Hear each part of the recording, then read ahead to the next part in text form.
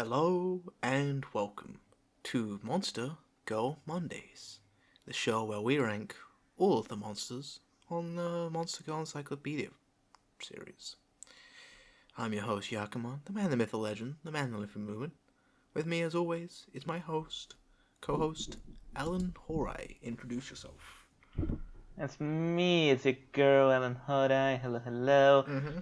We are gonna podcast today. We're the best podcasters in the planet, except no substitutes. You know why we're the best? Because today is the last episode of the podcast. We did it! The last and final episode. They said it couldn't be done. I mean, who finishes a podcast, you know? We do. We do. We're fucking finishing it. All 230-something goals. And, yeah. It's the end. It's the final line, the finish line. We're gonna talk about the monster girls that didn't quite fit in any other category, I guess. Yep. We got 6 goals here. Yeah. Yeah, I don't know. I don't think we have anything really to add. Yeah, I think we should just jump into it. We should just get this piece of shit show over with.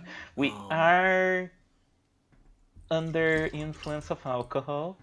Of course. Because this is a happy occasion. A commemorative occasion, one might say. And I guess we're starting out with... So I'm not sure what exactly I'm looking at. Okay, so actually we have... Not only this is the last episode. We're doing the last goals of each volume. This is the last and final goal of volume 1. Not the last numerical, right? Because that's the Lilum. No, that was the Lilum. This is the last one. This is the only one that physically did not fit into any other category. Roper. Okay, so what is a roper? Roper seems to be a nun that's also a tentacle monster. And she's kind of slimy too. Like when her dress is kind of melting. It's yeah, like when you first look at it, it looks kind of like maybe the monster is the tentacle itself, and it's just attacking, like same with the parasitic slime, where these tentacles itself is the monster, but as you look more closely, it seems to actually be like extending from her body. So maybe maybe it's like a mimic. Maybe that's what this is supposed to be, and could have been in the Mimic episodes, but this doesn't seem to be it.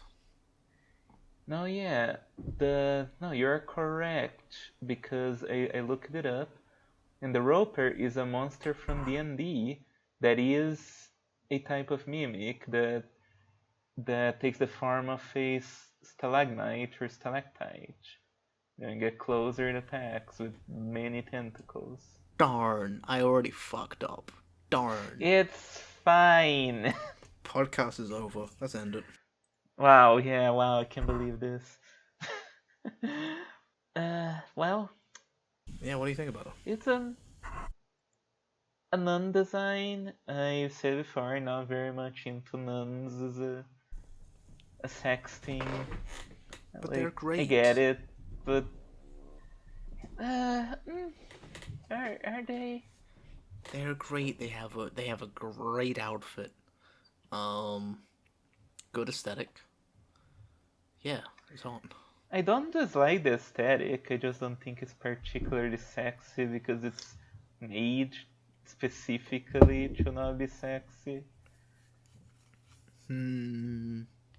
Also, Catholic guilt and whatnot. Yeah, no, I don't really have any problems with sexualizing.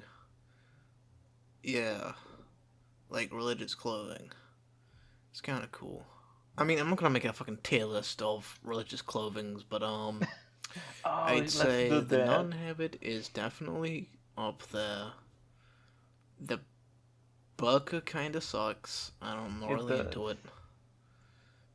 I don't think women have to wear yarmulkes, so I don't think that counts. Um, What about a veil? oh, you mean like Yeah, just yeah, like for like an weddings and over the stuff. Yeah, face. that is good actually. I like the yeah. Actually, no, I do like that. I think chastity belts belong in like meme tier. I think. Um, That's good for yeah, just kink. no meme tier. Don't. No, no, no. I don't know. Whatever fucking religious clothing is there. What about like a monk robe? You know, Hmm. that's the classic brown robe. Hmm. I think that's an untapped market. I think nobody really uses the monk robes, and I think you could probably go pretty far with it.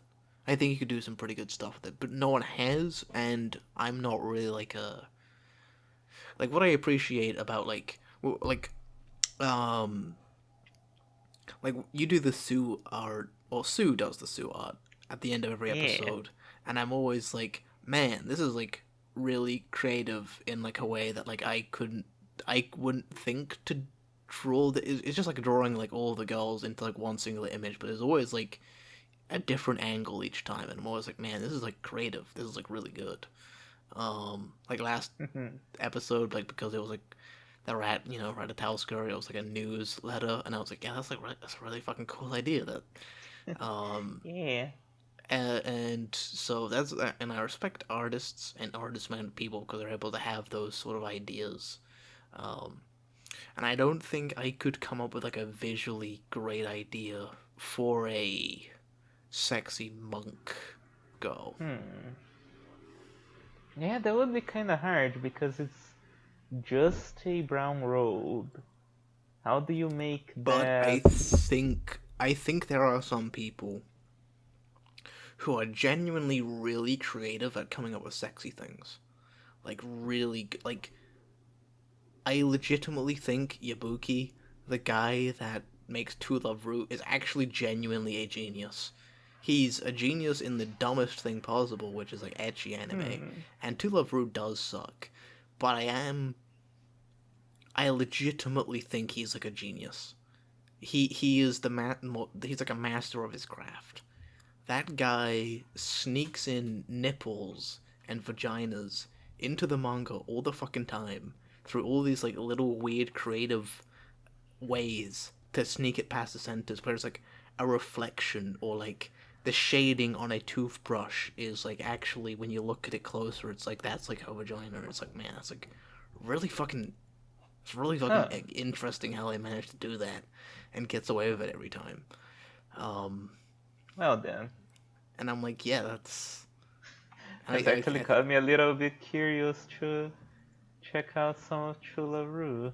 yeah, yeah, like not so much at the start. I mean, more at the start, it's more like a campy. It's fun, but it's campy, and like, yeah, it's got some good. But like as it goes on, he really just gets like creative with how to make a sexy lady, and put them in sexy situations. I think he could do a sexy monk girl. Hmm. Yeah, I could see it like maybe wearing the robe kind of in a way that is like going off the shoulder. There's potential. Yeah, just don't make her bald, please. Y- yeah. Yeah. I don't think women the have to shave their heads, do they? They might. I don't think women can become monks. Yeah, too They right. usually become nuns. Yeah, for high five. Yeah. And speaking of nun, we have a nun right here. None. Yes. It, Uh. hmm. I mean, if she is like a mimic, I don't think I'm that enticed by her. Like I wouldn't approach her. You know what I mean? Yeah, it's a weird design because from one side, I do like the juicy tentacles. Mm-hmm. The other side, the tentacles don't really look that like they're not displayed in an attractive way necessarily. It almost makes it seem like a parasitic slime kind of Yeah. situation, where it's like this is an actual monster that is masquerading as a woman, you know? Yeah, it feels less like tentacle appendages in like, like a hentai doujin and more like tentacles from like a fighting game. You know what I mean? Like Fighting they game. don't look phallic. They just kind of look. They just look like these big rubber things that are supposed to like whip and smack things around, as opposed to things that are supposed to fuck. Hmm. Um, Oh, is which I guess this where is they took the inspiration for Double from Schoolgirls? There's also a probably. nun that becomes like a horrible monster. Oh, probably. I only know like a small handful of Skullgirls characters in my mind. Um, Yeah, she's not one of the most popular ones because she is just a big, horrible monster that changes shape all the time. yeah, yeah, and I think because tentacles are like, you know, they're dicks. I think having a girl with like five dicks that are all long and wrapping around and like Ooh. slimy, I am not into that. And yeah, bottom tier. Okay, now you sold me, wife tier. Oh no, no. You know what they say, the more the merrier. No, no. The more the merrier is like like the bicorn and dryad. This is too many. Too Dang. much of a bad thing. Too much of a good thing. Dicks are Hmm. great, but only my dick is good.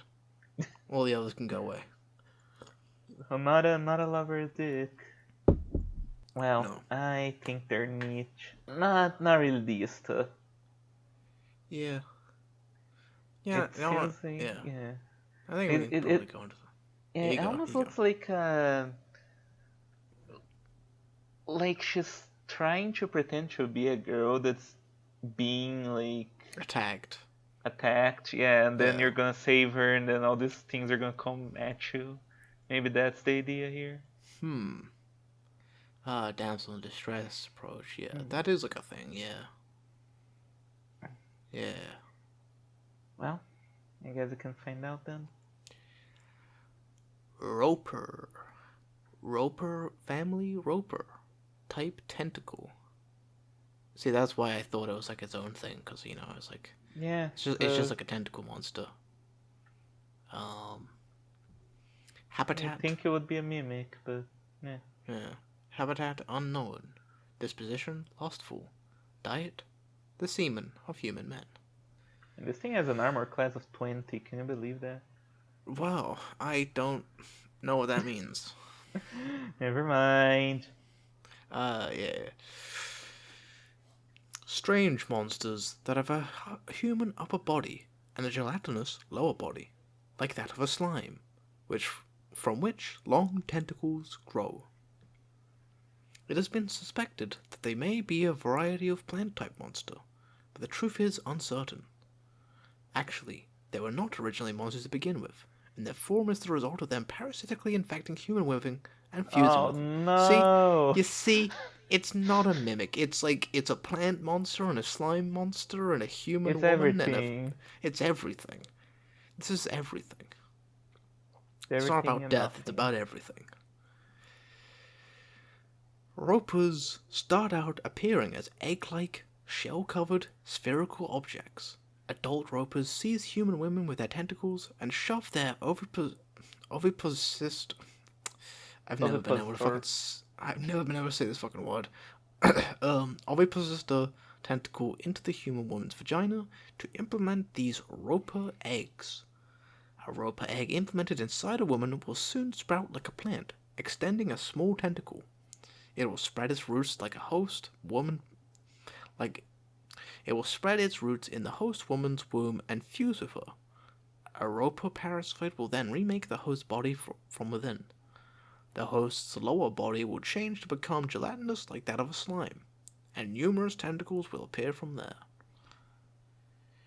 During the roper's larval stage, the host will still retain her human consciousness as is, but because the fusion between the roper and his host is incomplete, the tentacles will ignore the host's will and wriggle around doing whatever they please. In order for the roper to grow into adulthood, the semen of a human man is required. So when the tentacles moving on their own sense a human man's presence, they'll entwine all over their host's body. Tentacles wrapped around the breasts will rub them quite roughly. Others will violate the host's mouth, spitting out large volumes of thick, sweet mucus, which will arouse her wildly, and still others inserted into the vagina will stir it up while making alluring wet noises. This will all cause her to cry out alluringly in ecstasy and lure the man. After enticing a man in this fashion, when he draws near and takes the bait, he will be seized by the tentacles and have the semen milked out of him. After ingesting a man's semen, a roper will rapidly grow and completely fuse with its host. A ex-human host that becomes an adult roper in this manner will have become one with it, so she'll be able to control the tentacles of her own will as though they were her own arms and legs. However, after having been violated all over her body by tentacles, she'll become mentally deranged from the pleasure, and her way of thinking will change into that of a monster that desires even stronger pleasure and seeks human men. She'll make her tentacles crawl over herself and churn her body even more violently and obscenely than one did they were moving on their own, in an effort to excite carnal desire in the man. Once a man approaches, she'll use her tentacles to draw him near and guide him into her vagina. This time it won't just be the tentacles milking out the semen as in the larval stage. They'll use their tentacles and all of their own body for sex and obtain semen. Also, after becoming an adult, the sensations of the host and the tentacles are shared, so the stimulation the tentacles receive is all transmitted to the host as pleasure. Afterwards, by obtaining even more semen from the man she captured, she'll produce a new roper egg, and will attack a human woman and implant the egg in her vagina in order to propagate her race. This is the manner in which the ropers multiply. When a roper larva sprouts, if a woman is wearing clothing, then somehow even the clothing ends up recognized as part of her body, and it too will become a part of her melted jelly-like body. Ropers have an extremely powerful regenerative ability, and even if the main body and the tentacles are damaged, they'll return to normal after a short time. Women who become ropers while wearing clothes as described above can melt the clothing according to will of the host even when having sex with a man. It's possible for them to expose their naked human body or keep it covered as usual, but either way it will be treated as damage, and when they're done having sex with a man, the clothes will regenerate entirely back to their original state. Well, two things. First of all, the way that we're doing it for this episode, we don't really know if there's a second picture or not, so we should probably I think there is. Okay, there he is, yeah, okay. Yeah.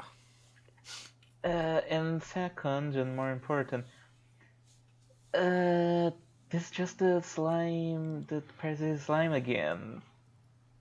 But this time with tentacles. I mean, the thing about the parasitic slime, from what I recall, is that, like, it physically takes over a woman, and you don't know that it's a slime, I don't think. Like, yeah, you fuck it, but it is physically not that person. This is like you stumble upon it, you see this woman being fucked by tentacles that are growing out of her own body, and fucking her, and that somehow entices men that go, damn, I want a piece of that. I want to be in there. And that's the strategy, I guess. It's also kind of like what's the fucking Umbrella Girl or the Jabberwocky. It's where it's just like it's also like this invasive, monstrous creature that's just kind of there. Like, I would just want to just have sex with a human woman. I don't want tentacles everywhere. Like, first growing inside of her and taking over her mind and becoming a part of her, but I also don't want to, like, I just don't want them around. I wouldn't mind myself having tentacles, but I don't want the tentacles to come from the woman, but also be something that is fucking her in, like, the mouth and her own vagina. Yeah, like for me, I like the tentacles. I wouldn't mind getting tangled some tentacles, having lots of Sure. tentacle sex. But not when it is an actual parasite that has parasited another woman who will probably Yeah. parasite me. That just Yeah. that's just terrible. I don't want that. Yeah, like, I don't mind growing tentacles myself. Again, I think that's pretty cool. Um, I think one of my favorite hentais of all time is probably still Tentacles and Witches. That is a pretty classic. Oh, Um, I know that one. yeah, it's cool. That was Kino. Um, but I don't. Yeah, I don't want this at all. Um, I I don't like the idea of this parasite inside of a human woman's womb taking control and spreading all around and bursting out. I mean, there's some cool ideas there. This could be like a cool character, um, but not Hmm. like a woman who's like part slime, part tentacle, you know, and she fights. That could be cool. But Guess. yeah, in the same way, like Parasite the Maxim is cool, like yeah, there's a I never watched parasite. that. Oh, it's about a dude and a parasite that takes over humans. It goes into his right hand instead, and so now he has a talking right hand, and yeah, it morphs, it changes, and yeah, it's cool. Can the hand give him a blowjob? It can. So it's a blowjob and a hand job at the same time. Yes. In fact, in the first episode, he's like taking a piss, and the parasite tries to like, human stimulation. I need to investigate this, and starts like jacking off like in the urinal, and then the guy next to him is like, "What the fuck are you doing, bro?" Oh As he's like boy. panicking and like stroking his dick. Yeah, Well, that sounds like a time. it's a good manga. It's a good show. Um, a lot of people really like it. Uh, I'm not sure how much I'd be into it now, but certainly, certainly in like uh, in the period of time in which Tokyo Ghoul took over anime in in a big way, it was like Parasite was like, oh, this is like Tokyo Ghoul, but like for me. This is It also about an awkward teenage boy gets attacked by a monster, but then becomes part monster, part human boy, and then ends up fighting other monsters and other part human, part monster boys, and then stuff happens and people die as he grows. That it was like, okay, this was like a slightly more appealing version of that to me than yeah, Tokyo Ghoul. Tokyo Ghoul take over anime? Pretty much. It's I must have missed there. it was like the biggest show for a while. Huh. Like every I because like I did not know that. it was like in terms of like the edgy teenager like aesthetic of like yeah, it appealed to all the sense there was like enough like alt culture in it and like violence and like tragedy and it was enough like yaoi bait into it's kind of like Death Note, but I think Death Note has more universal appeal. Tokyo Ghoul was like it was exactly what the teenagers that were listening to Nightcore were looking for, I Oh think. boy. Like it Well, was like that wasn't me. yeah. Um So I guess Unfortunately that's why I that's what didn't I get was that. around. I was around those teenagers when I was a teen. Um Dang, can't believe Yakuan listened to Nightcore. I did. I actually did. I'm sure I could find my old SoundCloud, which did have a couple of Nightcore songs on it, if I looked it Oh up. boy. I never I really think I got know. the appeal of Yeah. Nightcore. It's just like, what I if we mean, take this song and speed it up yeah. and change the pitch? Yeah, kids these days, they're all about, slow But reverb versions of the song. I'm all about that slightly sped up version of the song to make it sound like an anime opening. Yeah, it's cool. all right. Um, Yeah, well,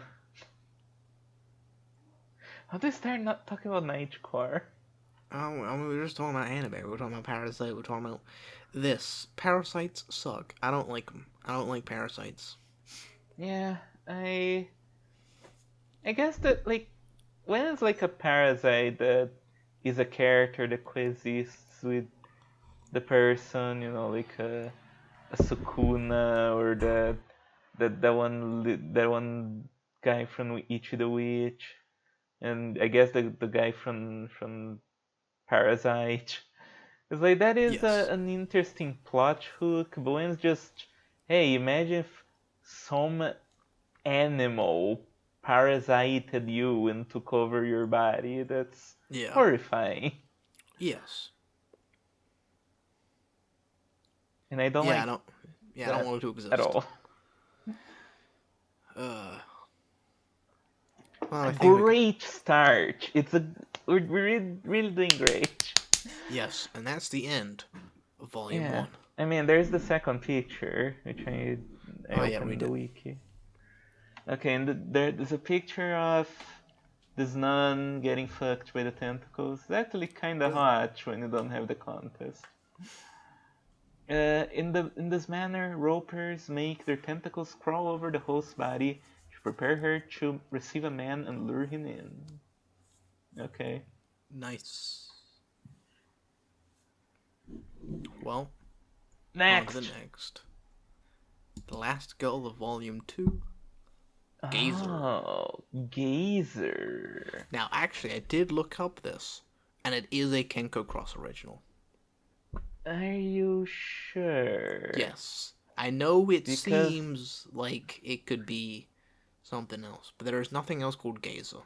because when I look at Gazer and she looks like this, my thought is Gazer is usually a name used for when companies that are not Wizards of the Coast want to put beholders in their work, but you can't use beholder because that's And what is a copyrighted. beholder? So you use Gazer.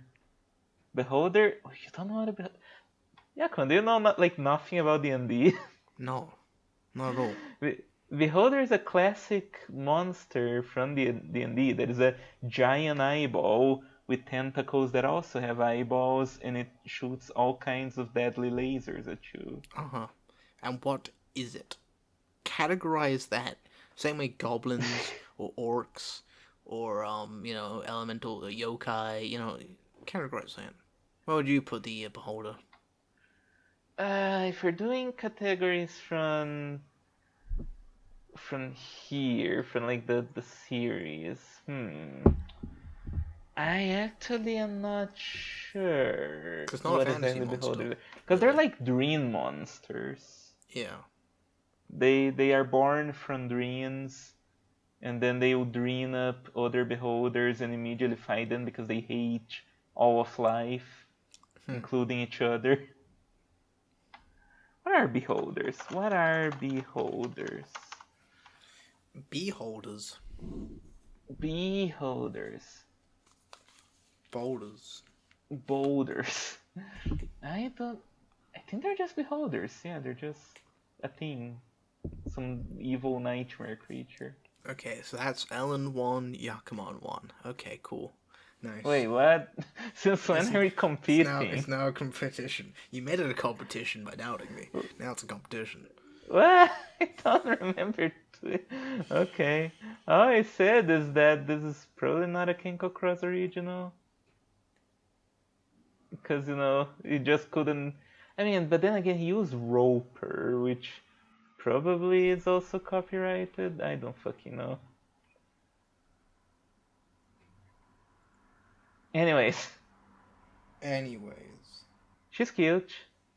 she She's is she is a medium boob lady with Yeah. tentacles, and I actually do fuck with this design. Yeah, me Um, too. I did look up some of the extra information, and it turns out like she creates all this like black goo that she uses, does like thigh highs and arms and things like this. The black goo, Oh, the tentacles, and the hair, the extra hair. That's all stuff she can like create and yeah, herself. okay. Yeah, she's definitely a more appealing Cyclops design, I feel, I because agree. I agree.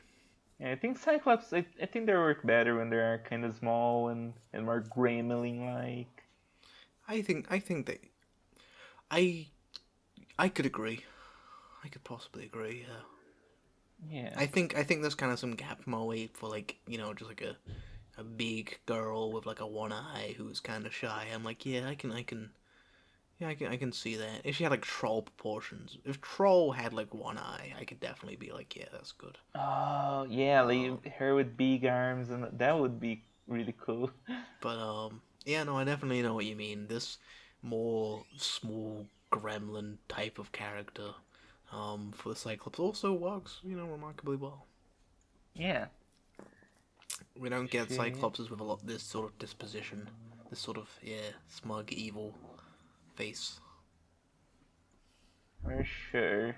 Yeah, I think, yeah, she looks good. I like her. Like the very striking colors, Yeah, black and white, within the very red eye. loud red and yellow for the eyes. Yeah, It works. It's good. It's like you would be in the dark and you wouldn't see this creature until she opens her eyes, and then you know yeah, you're fucked. yeah, yeah. Because That she's is gonna cool. cast Death Beam on you and you're gonna die. Uh, yeah. No, this is really good. I like the waviness of the hair. I like the way the feet are dripping with her own goo. Um, yeah, yeah. This like clothing, I guess, that she makes is all dripping, and it's like this is pretty good. Yeah. I do like this.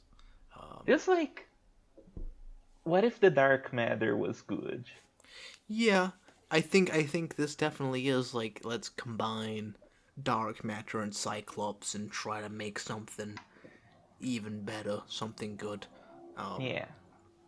which I think could be said a lot with like a lot of like the plain tears and smooch tears, where it's just like yeah, let's combine these Yeah, Monster Girl ideas. Fusion! Please, let's combine these girls and make them good, make them great. Yeah, which girls can you combine? How about the Gin of the Jar and the Mantis Girl? No, that Hmm. probably would be kind of No. whatever. that, but Um. it doesn't always work. Okay. Okay. Ooh, Hmm. Dragonute and Raiju. So it's like an electric dragon. Oh, that could work. Yeah. Yeah. That could be cool.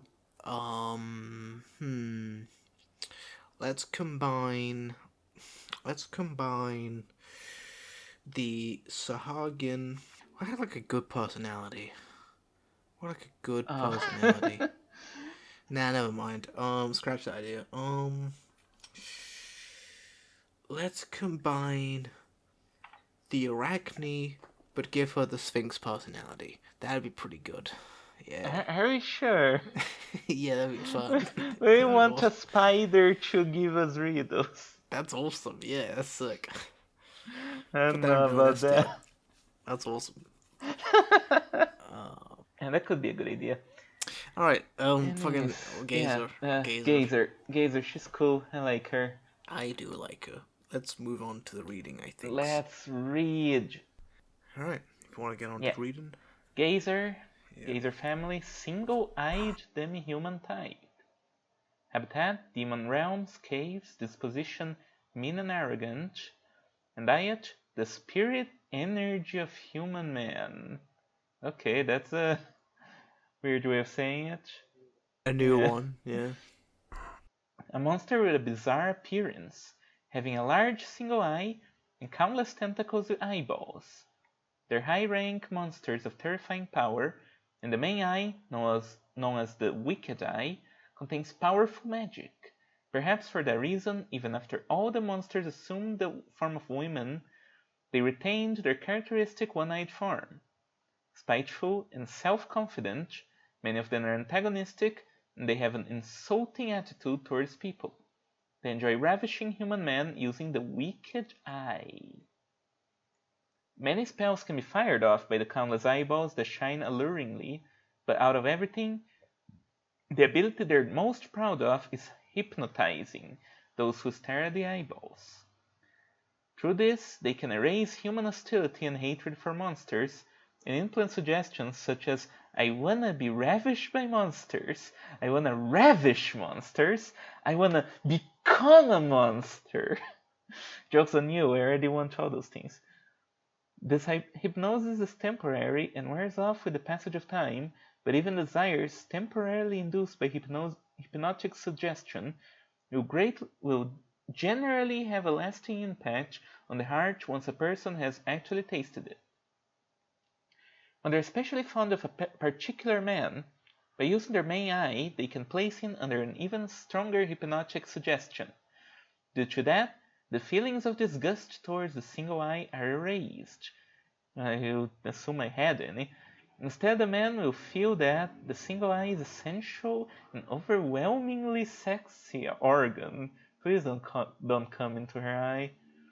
And single-eyed women are the best reproductive partners. All right. I think this was the same for the Cyclops, was it not? Where it was like this weird, like, no, it wasn't.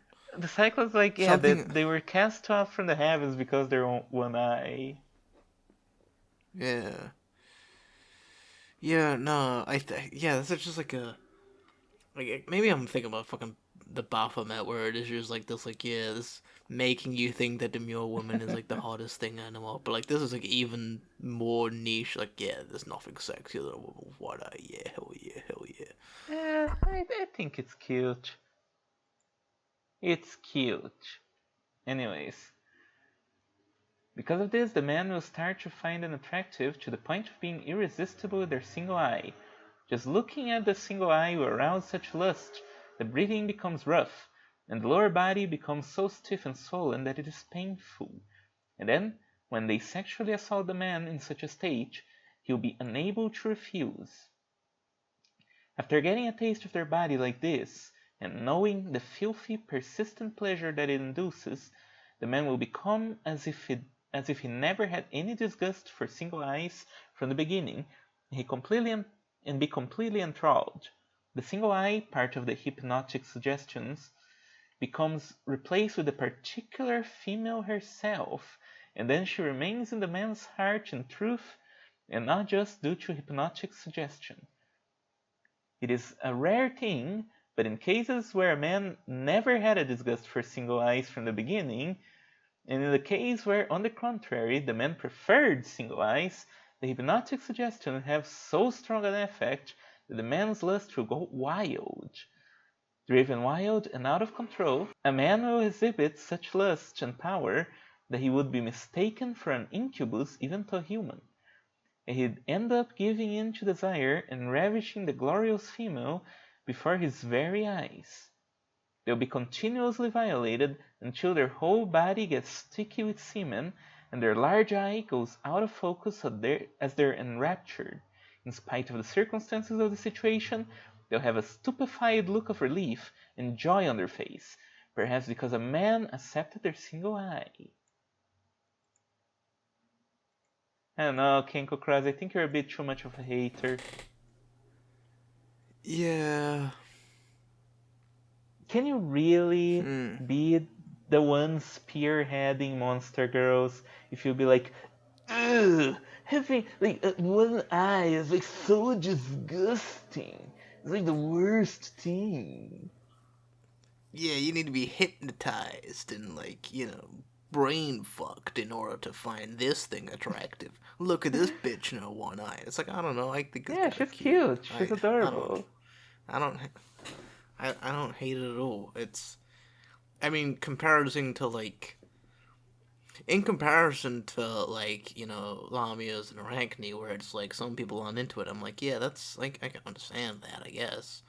It's stupid, but I can understand it. But like drawing the line at like, yeah, but one eyes though, that's something that needs, you know, you have to be convinced into liking via divine magic. I'm like, I don't know.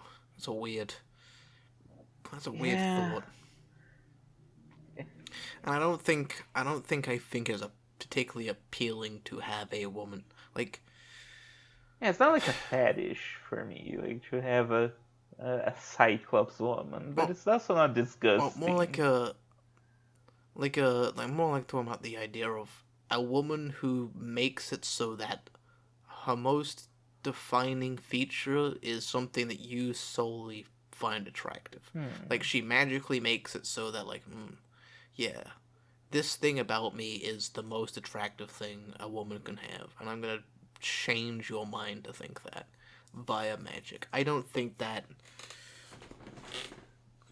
think that's particularly appealing to me.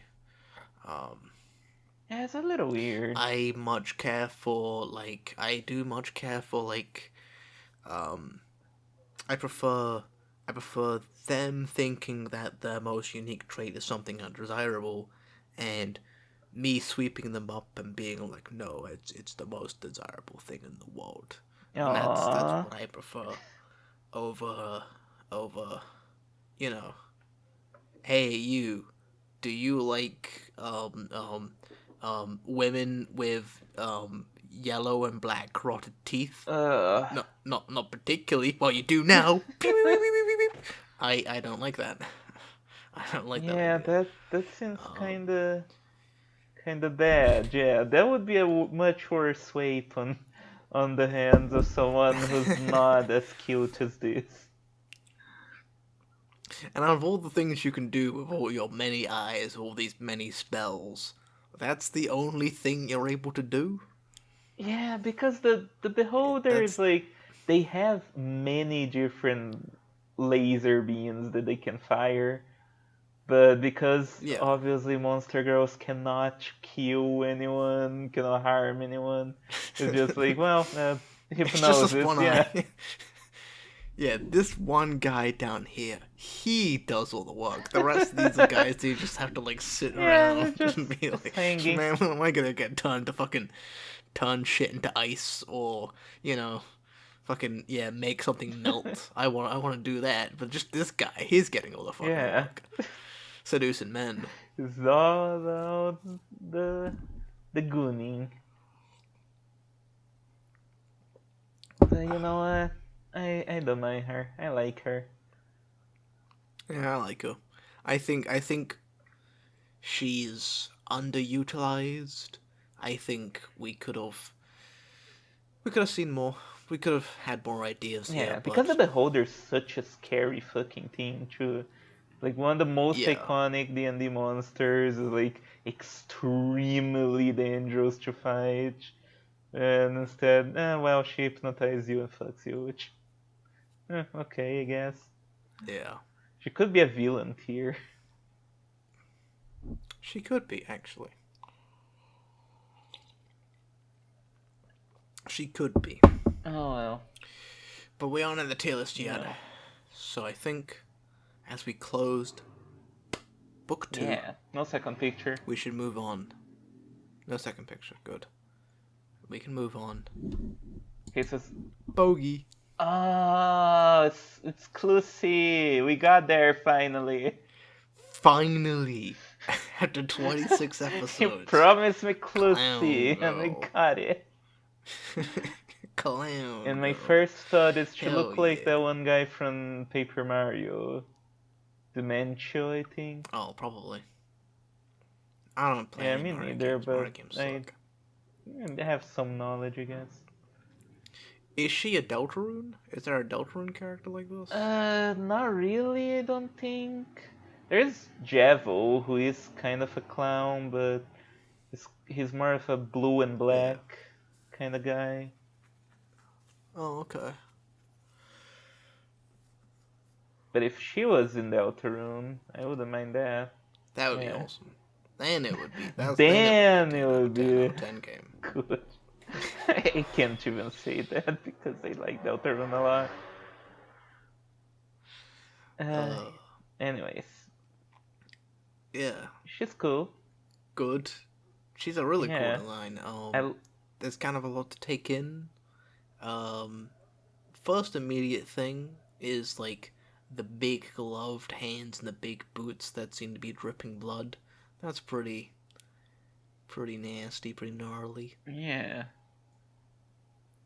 Yeah, they're like kind of almost flowery in a way. The sort of like Yeah. shoulders and stuff. Yeah, definitely going for more of the clowns as the most terrifying thing in the world, as opposed to clowns as the most goofy, funny, silly thing in the world. Yeah, We're definitely going for this as a scary yeah. Like, clown. what exactly is a bogey? Is it like a boogeyman?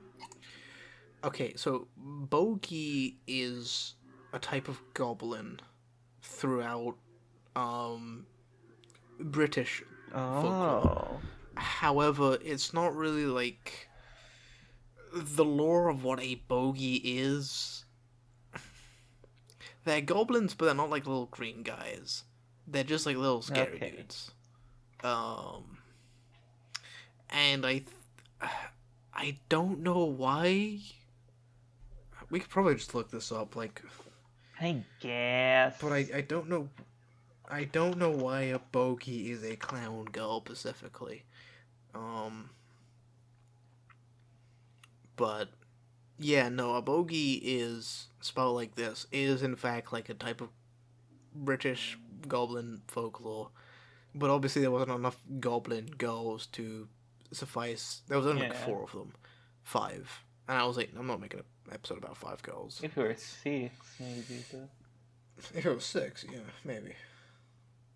So what you're telling me is that she's British. She's going to invite me for tea time and talk about the Queen. Yeah. Yeah, as we all do, Yeah. yeah. Talk about Doctor We talk about Who. how she's missing. Mm-hmm. And Wallace and Yeah. Gromit, yeah. Alright. I mean, Yeah. A bogle, or bogle, is a mischievous ghost, goblin, or shape-shifting spirit in Scottish, English, and Irish folklore. Also known as bogies, bogarts, bogeymen, boogeymen, and various other phrasings. they go by a lot of names. They are found in bogs, marshes, and dark hidden areas. That's cool, thank you. So there's swamp freaks. Bogarts, bogies, or boken or bodar. Yes. Yes. They're shapeshifters. They fuck shit up. Yeah, we just have They can fuck my shit up. Yeah, cool. Yeah, seems like a fun little goblin girl with big tits. Yeah, she's cool. Yeah, and when I type in bogey clown, the first thing that shows up is obviously Monster Encyclopedia. Okay. So, I think this is entirely just An interpretation. An interpretation, I Yeah. guess. I think this is because, like, you know, boogeymen, boggles. Probably. They're like things that terrify children, and what's the scariest thing to a child is like a clown, I guess. I never really got the clown fear. I always thought clowns were cool. Well, not cool, but like because fine. You know, they exist. like They're funny. a couple decades ago, this guy who worked as a clown raped a whole bunch of kids, and forever kind of tarnished the reputation of like. It's like, oh yeah, it is kind of weird. We just hire these men to come to children's birthday parties, and then they rape and eat kids. That's kind of the most terrifying thing that could have ever happened. Okay. In a fucking, and yeah, and then Stephen King wrote a book. Fucking it. I think inspired by that specifically. Yeah, about clowns. They all And float. then it just. yeah, and then it just sort of.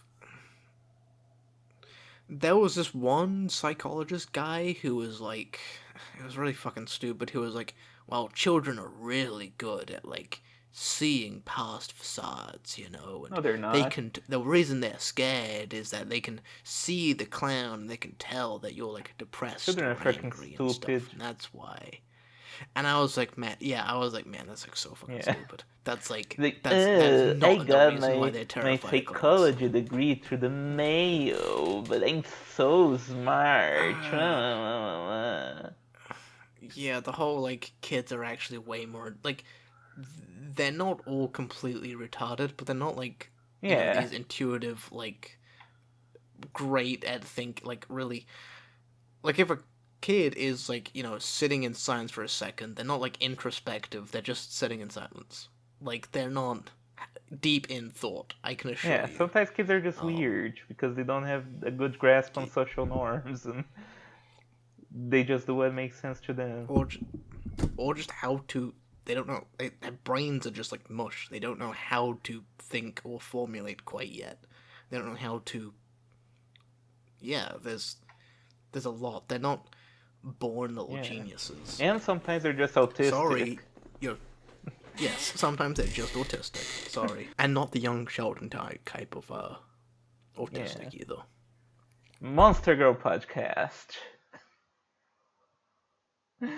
Well, I know Yeah, no I can see clowns. two things that float alright, and I'd like to play with them. Hell yeah. Also, need to say I do Yeah, no. love her striped, like tie high, like that a lot, Oh yeah. and the star sprangled Yeah. one, very good.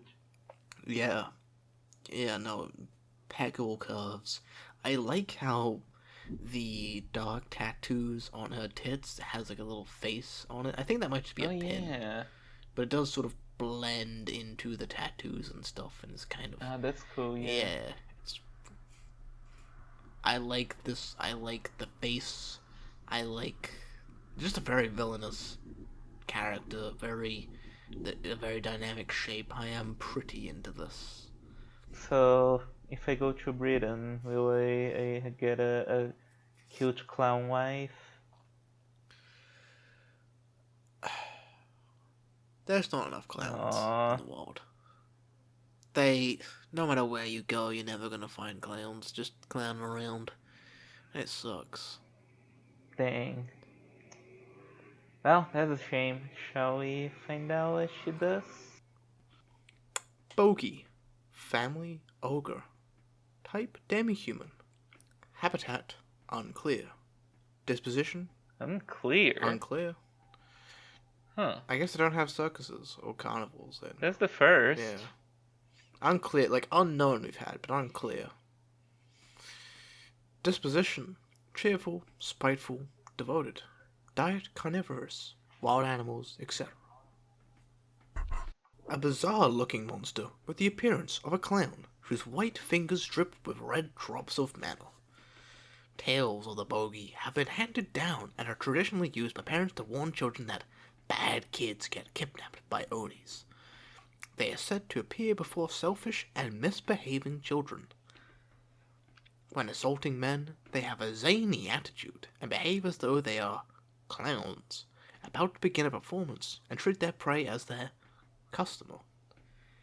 Being smooth talkers with exaggerated gestures, all of the words uttered from their mouth will somehow be provocative and alluring, and those who hear their opening remarks will be filled with a premonition that something fun or dreadful is about to begin. And then, after filling a man with fear and anticipation, they begin their performance by stroking his penis with their white hands in a seemingly fun manner, mounting him and making their body dance smoothly on top of him. Should their prey helplessly ejaculate from this, they will be hooting and hooting, heaping mountains of praise upon him in most exaggerated fashion like it's the biggest deal. I'm glad that the entry's kind of funny. Yeah, fucking hooting and Makes tooting. sense. Yeah, Hootin' and yeah. tootin'. Their essence milking is not violent, and above all else, they aim to give their prey a fun and pleasurable ejaculation. that men assaulted by them will nevertheless most often be stricken by terrible fear, while they still wanting it at the same time, resulting in a state of extreme confusion. This is because they have the power to inflame and expose human emotions. That is to say, in their presence, anyone would openly express his feelings like a child. So when they scare their prey by saying, "I'm gonna eat ya," even if it's contrived like a storybook villain, of course children, but even adults too, will get terrified that they will look ready to burst into tears. On the one hand, because of this power, their clownish appearance and essence milking needlessly arouses more fear, but on the other hand, at a glance, it feels like one is being made fun of based on how they act during ejaculation, which fills their prey with a strong sense of affirmation, causing him to seek more. When the performance is finished, their prey is released, but regardless of whether he wants it or not, the frequency and extremity of their performances will increase day by day. Eventually, he will start dreaming of her. While they are terrifying to their prey, they become like absolute beings to provide affirmation and joy. Once the prey has lost his backbone from the joy of being affirmed by such a being, just like how a child would entrust his body and heart to his mother, who is absolute to him, he'll pour his heart out when questioned, and when she cajoles him by whispering, "If you be a good boy, next time we'll do even funner things," he'll desperately try to abide by her words. In this way, their prey is reformed into honest, good boys. Once more, the children they acknowledge as prey are not the same as children according to human values. Looks and actual age have absolutely nothing to do with it. Due to their power, even a major scoundrel of advanced age leading a band of rogues would be a little more than a child who will serve as a prey to them. In actuality, they appear before children who have no parents to correct their misbehavior, children whose parents won't even correct them, and adult men who can no longer reflect on their own conduct. They never snatch kids from the kind of good parents who tell their kids the story. If they happen to appear before a man who wasn't a bad person in the first place, then they'll act like a clown with their goal purely being to entertain their partner, and they can even be seen amusing children with ordinary tricks. If a good man expresses fondness towards a bogey and she is desired, she'll offer herself up gleefully and become a devoted spouse who will exhaust every effort to pleasurably amuse her husband and as his personal jester. However, this is no end to the lengths that they will go in on attempts to amuse their husband.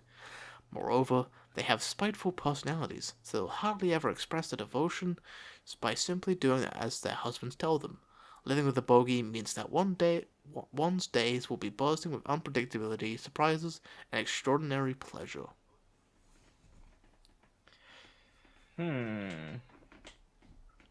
This What are you thinking? is kind of saved by the last like, saved as in, like, this is something that I want. By the last paragraph. I like all of this. I think it's funny. I think it's weird. I think this character as, like, someone that appears before bad people and is, like, either like, "Oh, I'm gonna eat you," and, scaring children into tears, or is doing that to men and, like, making fun of them as they ejaculate and come, and, just by being a nightmare to bad people is, like, yeah, that's, like, pretty funny. That's pretty weird. I am a big fan of Insane Clown Posse. Okay, scratch that. I'm not a big fan of Insane Clown Posse, but I did have a phase of being genuinely into Insane Clown Posse. And I would, in fact, go into a gathering of the Juggalos. So I get the appeal of all of this. I think this is a fun character. This is definitely a go for if you are into ICP. However, I don't want that for myself, really at all. But when it turns out that, like, yeah, if you are a good-hearted man who come to her and is like, "I want you as my wife," she will become your wife and will be this crazy, weird, funny, unpredictable girl and wife with a lot of personality and, and just, like, a great design. And I like it. I do enjoy this. Overall. Okay. Yeah, like I am thinking that a little bit split because yeah, like this. First of all, I'm not. I think I already made it clear before.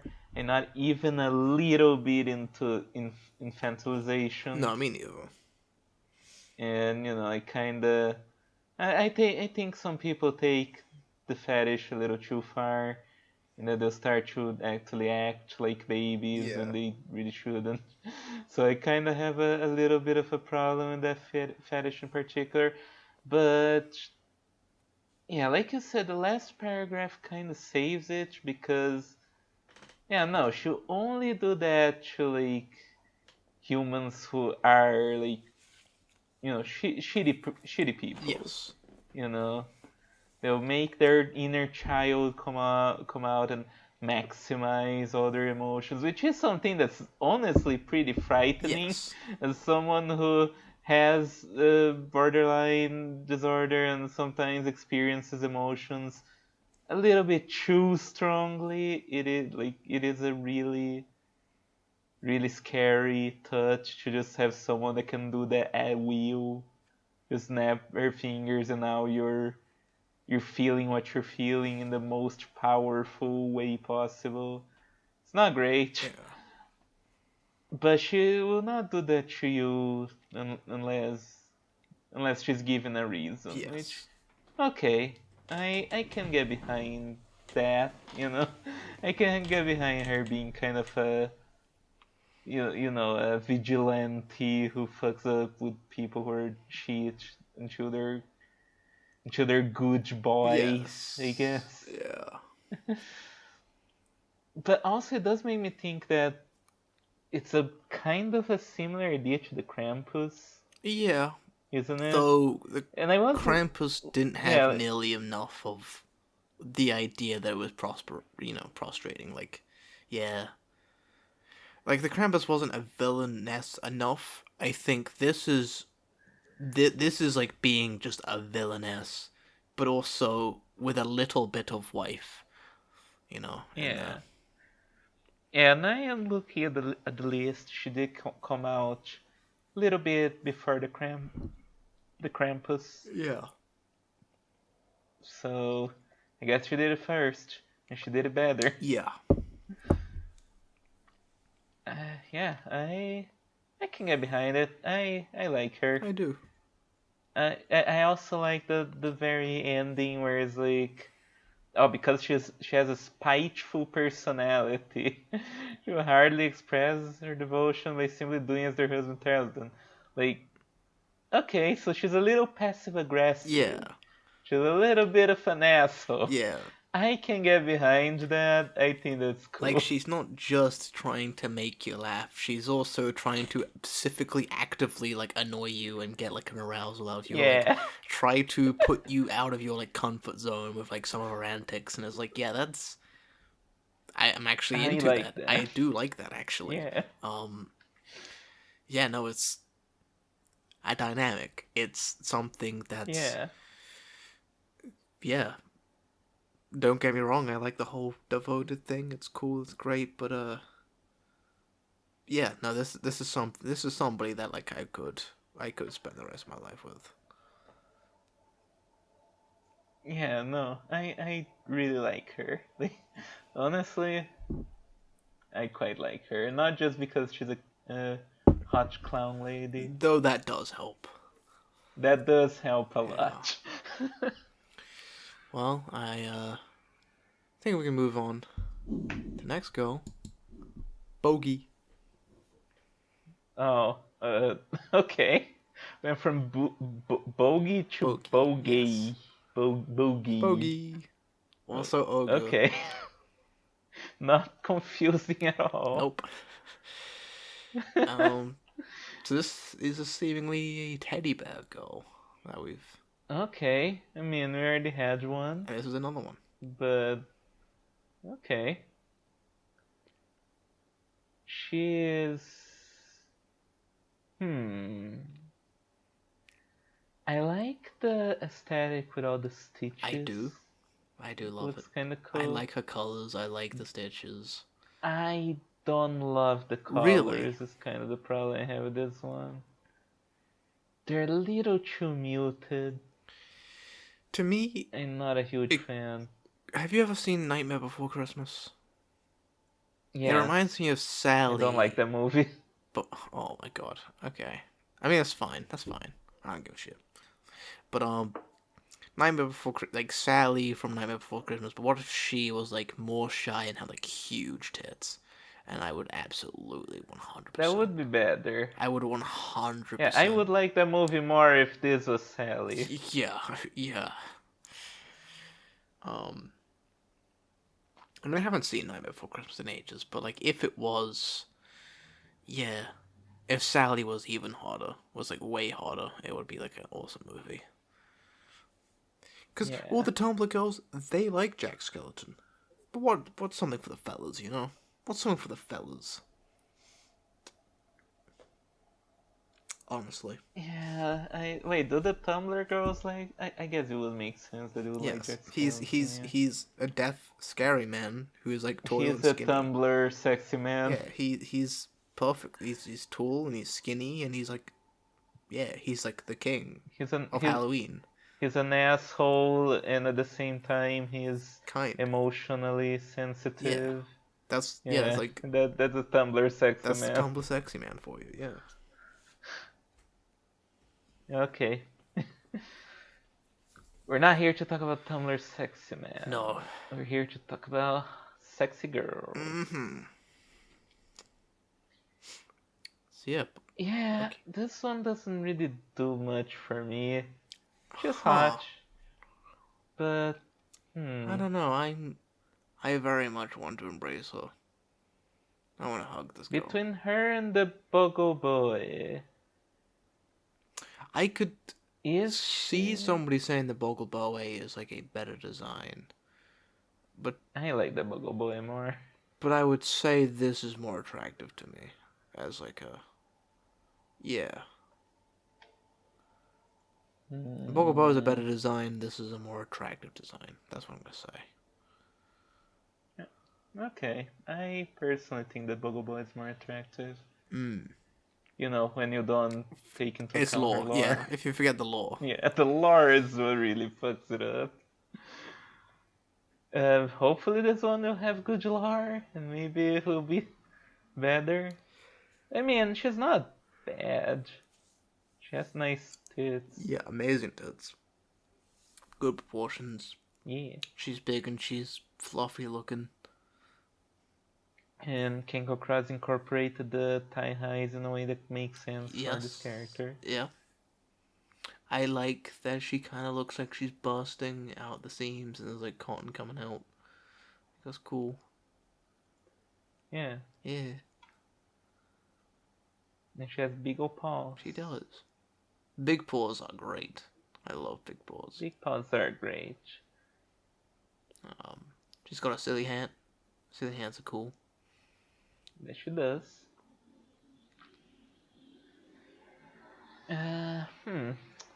I guess I'm gonna have to just see what the lore is like to make up my mind with this one because the design is okay Alright. for me. Well, if you would like to go on with the reading. Alright. Oh man. Okay. Bogey. Bogey. Ogre family, demi-human type. Habitat unclear. Disposition, gentle and devoted. Diet, carnivorous, wild animals, etc. Feel like the writer of this is starting to slack off a little. Habitat, Yeah, I don't know. unclear. Fuck She's it. just anywhere. She's anywhere where our man is, I guess. Someplace. Yeah. Just like ogres and so on, these are a kind of monster called Oni. Okay, she doesn't look like an Oni, but go off. They have the same curious features found in other Oni. No, they don't. But the horns on their heads are and their fluffy big arms and legs are soft like a plush toy stuffed full of cotton. No matter the region, there is a common story that is told by parents to children. If you don't stop crying, an Oni's gonna come kidnap you. But these girls are actually the source of such oral traditions, being said to appear before children who can't stop crying or those with deep sadness, even the absence of tears. Upon spotting male prey that fits such criteria, they embrace their targets tightly in their big, soft arms. The gentle, warm embrace has the power to alleviate the target's anxiety, nervousness, fear, and the like, so no matter how stubborn the male may be, once hugged in those arms, they will want to indulge in her affection like an honest child, spontaneously entrusting himself to her soft body. And once their prey is rendered powerless in this manner, they start relentlessly soothing, consoling, and so on, okay, until the prey stops crying and the sadness is healed. Sometimes, as part of that process, they take their prey back to their lair, which is what probably gives rise to the traditional stories. Also, due to either the charm of their devilish nature or the nature of males, for the most part, those hugged by them will seek their body, be it consciously or unconsciously. On that occasion, they will not hesitate to try and use their own body to console a male. Given the level of devotion they will likely show, it's practically as if their own arms, mouth, and dick engulfing vagina exist expressly. For a minute there I was thinking, mouth and dick. Oh no. No, dick engulfing vagina, okay. Sadly, no dick. Exists expressly to soothe and comfort you.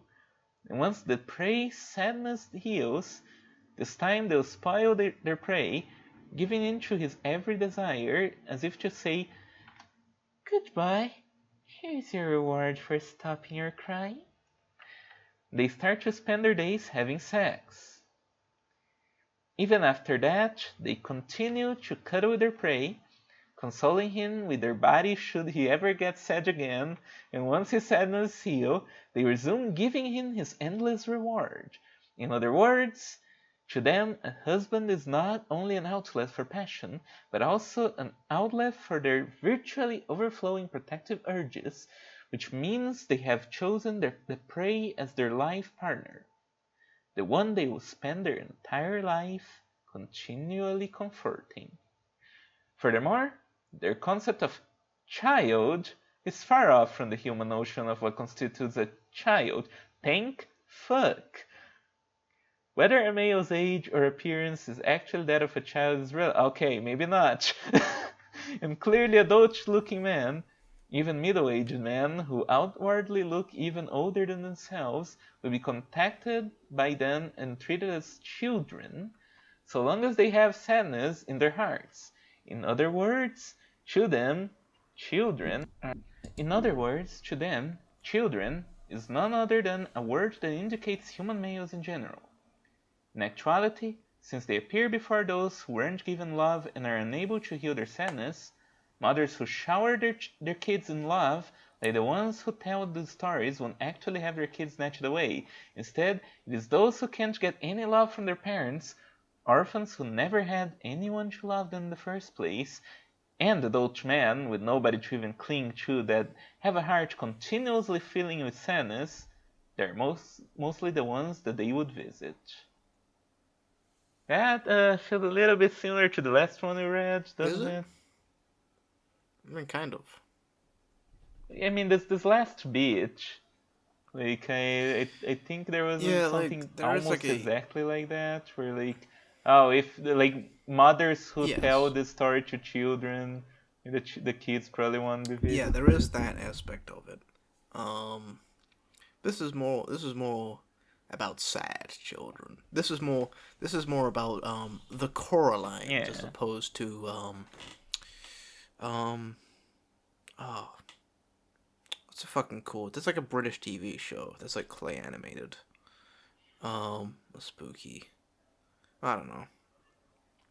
It was like an anthology Hmm. series where like it's like this theater. There's this old creepy guy, and he's like, "This is a story about the bad kids," and then he plays it. He eats his popcorn bucket of bugs, and he's like, "Yeah," and then it's these little animated shorts What? of kids, who are bad behavior, and then there's some supernatural shenanigans that fucks up their entire life, and they have like body morphing, terrible, yeah. Huh. That sounds like a traumatizing experience. There's like I remember a couple of them. There was like one. There was like a about a girl who eats way too much and actively bullies people to give them their lunch, and she just grows bigger and bigger and bigger to the point where she's like eating like buildings and stuff. And then becomes Oh, so big that she ends up like living on the moon on her own and then dies. great. That's a kids show that Uh, was on yeah, kids fucking show. what was it called? CBBC. Yeah. Yeah, I would not know. I don't think we got that over It's here. British law. That's It's British. shout out to people that watched British TV shows growing up. AKA British people. Shout out to Hacker, man. What a lad. What a G. Okay. Shout out to the Numberjacks. Shout Shout out out to. to I'm actually kind of showing my age here. Shout out to 64-2 lane. Yeah. Shout out to yeah. Cool. Shout out to In the Night Garden. I didn't watch that, but I know it This is the exists. most British episode of Monster It's my fucking show. I'll do what I want with it, and I demand a CBB's tier list next. That's what we're gonna do. Okay. We're gonna rank all the shows from CBB's. It's just gonna be Yakuman. Nobody else. Oh damn, Ellen! Remember Mr. Tumble? No, that's a that's a fucking clown douche. Oh man. Remember Doctor Who? Doctor Who wasn't on CBBS, you fucking idiot. Oh God. However, the no. Sarah Jane Adventures, which is a spin off of Doctor Who, is on CBBC, as we all know. Okay. As we all know. As we all know. So, what do you think about this girl? Okay. She's a. The idea of having a girl that will just give you a big hug and take When you're away sad all and your like, sadness, all your yeah. anxiety away. It's appealing to some extent, but I feel that it can lead to a kind of a toxic relationship where you're What? basically becoming reliant on this girl to magically take away your anxiety as opposed to having a Dealing with relationship it. that's healthy where like you're gonna support each other, you know? So it's a Yeah. bit a bit appealing but like not. I can see people who this would be really appealing to. Because there are Yes. people who really struggle with these issues a lot more than I do.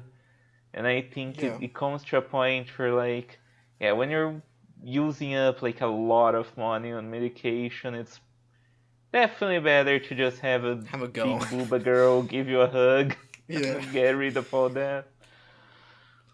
But personally, to me, I'm not sure if I really love that.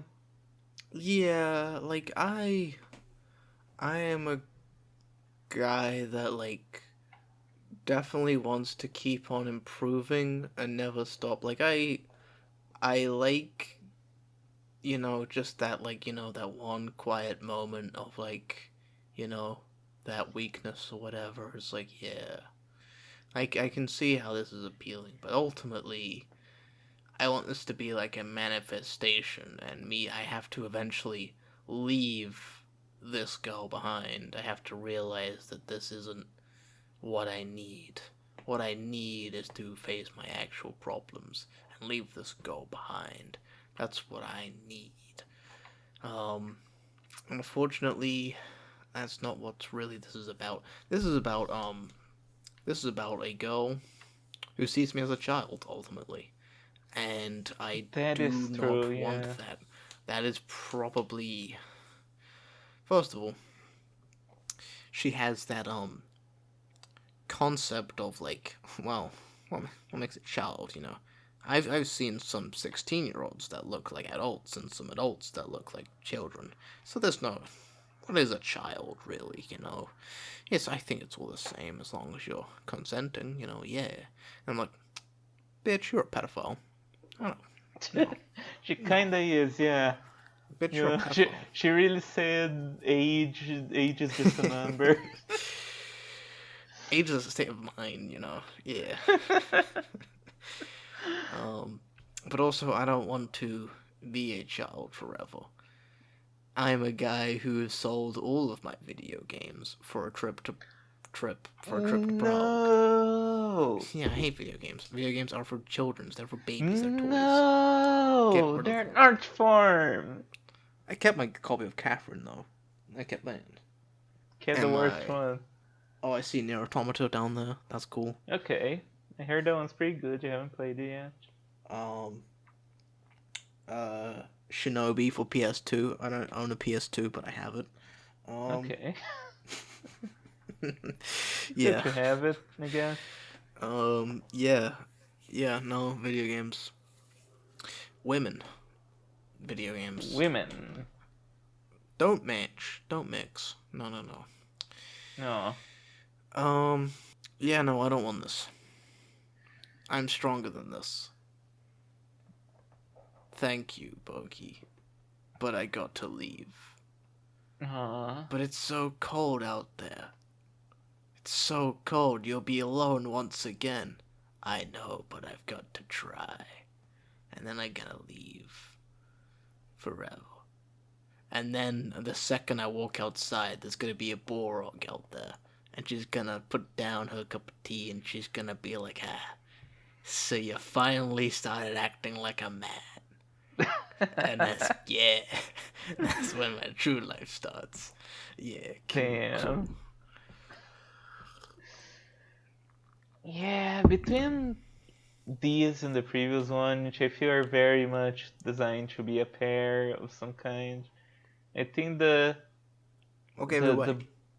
clown girl is very much better in that she'll sit next to me and be like, yeah, you can do it, you idiot. Like, well, you think you can do it, you can do it. I trust in you. And while this one's just gonna be like, all right, come here, let me hug you, whatever. I was like, well, yeah. Yeah. You had something to say? No, I think that's it. All right. I think we can move on to next go. Pale Rider. Pale Rider. Pale Rider. What do you think? Okay. And before you ask, because I did look this up, Okay. she is also the horse. Oh. She manifests the horse as like it's a separate part of her body. She can get off of it and leave it, but it is also Okay. her at the same time. She can get rid of the horse. Yes. All right. That's She manifests the horse, and the horse is her. It is like an extension of her body. It is like growing all an right. extra limb. Okay. Yeah. That's fine. That's completely fine. I just don't Yes. want to have okay, we're gonna go to bed. Yeah, but the horse comes with us The in the horse late needs to stay. effect. The horse stays. Chotomate. We only Yeah. fuck on the horse. Oh no. I guess. Well, no, it's probably not good. No, No. it's probably gonna be really bad for the horse pine too. Don't do that. Yeah, she's cool. She is cool. She has a lewd face, I guess. Yeah, Looks like she's she's. about to slash someone on her side. I'm not fully sure of the folklore of the date, but like she's basically like one of the four horsemen of the apocalypse. Yeah. But like what I've seen in I learned this from Shin Megami Tensei 3 Nocturne, is that they have like Mhm. a version of it where it's like the pale rider, the red rider, the black rider, and the white rider. No, the white rider is the pale rider, and like the green Isn't rider. the Pale Rider deaf? So Yes, I I'd think so. say Pestilence family. I think I think this might just be a cat. I don't think he plans to make more of these. I don't think Oh. Oh, because that's a shame. he then made fucking Abaddons. Maybe he plans to do more. I think he's just really in the mood for making like various apocalyptic girls right now. Yeah. And this we have. Yeah, this might be just like a general Four Horsemen girl. Okay, well, that's a little bit disappointing. I guess that Trump art situation again, where it's like 4-in-1. Oh, that could be. That could be what happens.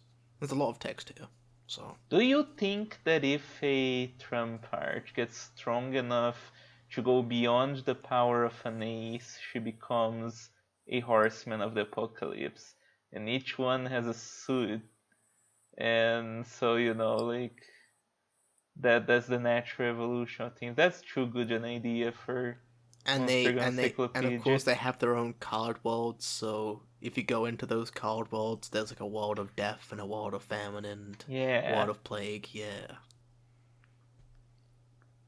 that would be really cool, that's actually, now that I really think fucking cool. about it. That's really fucking sick. Oh, holy shit. Oh, Oh man. oh, that is cool. Uh, Uh, note that down. Note that down. Note that down. Don't steal that idea, please, audience. Don't steal that idea, please. That's our idea. We came up with that idea. Please, don't steal it. Yeah. Yeah, if you don't talk much about her design, it's hot. The purple bodysuit is Oh yeah, the alluring. purple bodysuit with like the black armor is pretty cool, pretty Yeah, hot. I love I like.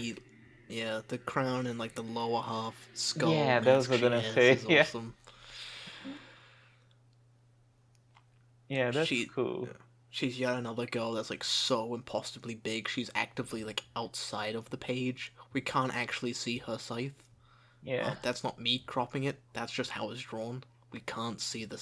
scythe, and that's funny. That's The cool. full site probably only exists in Kenko Cross hard drive. Yeah. Yeah. If that, even. That's funny. Yeah, ghostly, weird, cool. Obviously, we didn't have like a deities episode, and the Four Horsemen don't really fit into anything, so that we Yeah. add as a category. So They're like their own thing, right? pretty This is the much, time yeah, where it would be good to have Chroma here to explain to us because I'm sure she knows all about that. yeah. They're not really angels or demons. I don't Yeah, they're think. just like their own weird thing that They're just their own exists. fuckers. They're their own Yeah, manifestations of the end of times. and that's And that's cool. pretty awesome. They're pretty Yeah. awesome.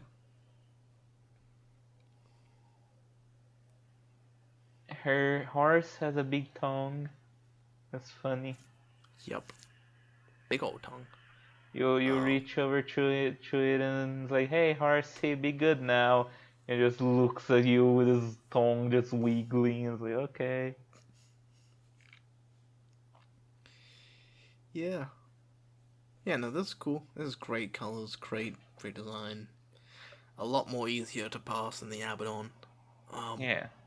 Also being our own apocalyptic girl.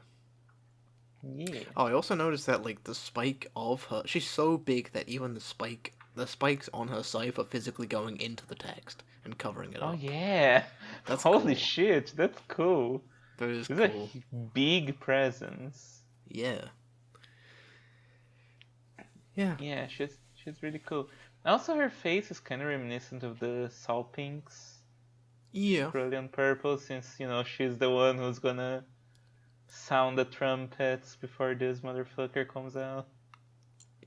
Yeah, you think the South is going to be bored, all the time. There's not really enough. There's not that much to announce, but actually there is. There Yeah. is a whole bunch of fuckers that are just going to be like, yeah, this is yeah, just this is a locust girl. She's going to eat Yeah. everything.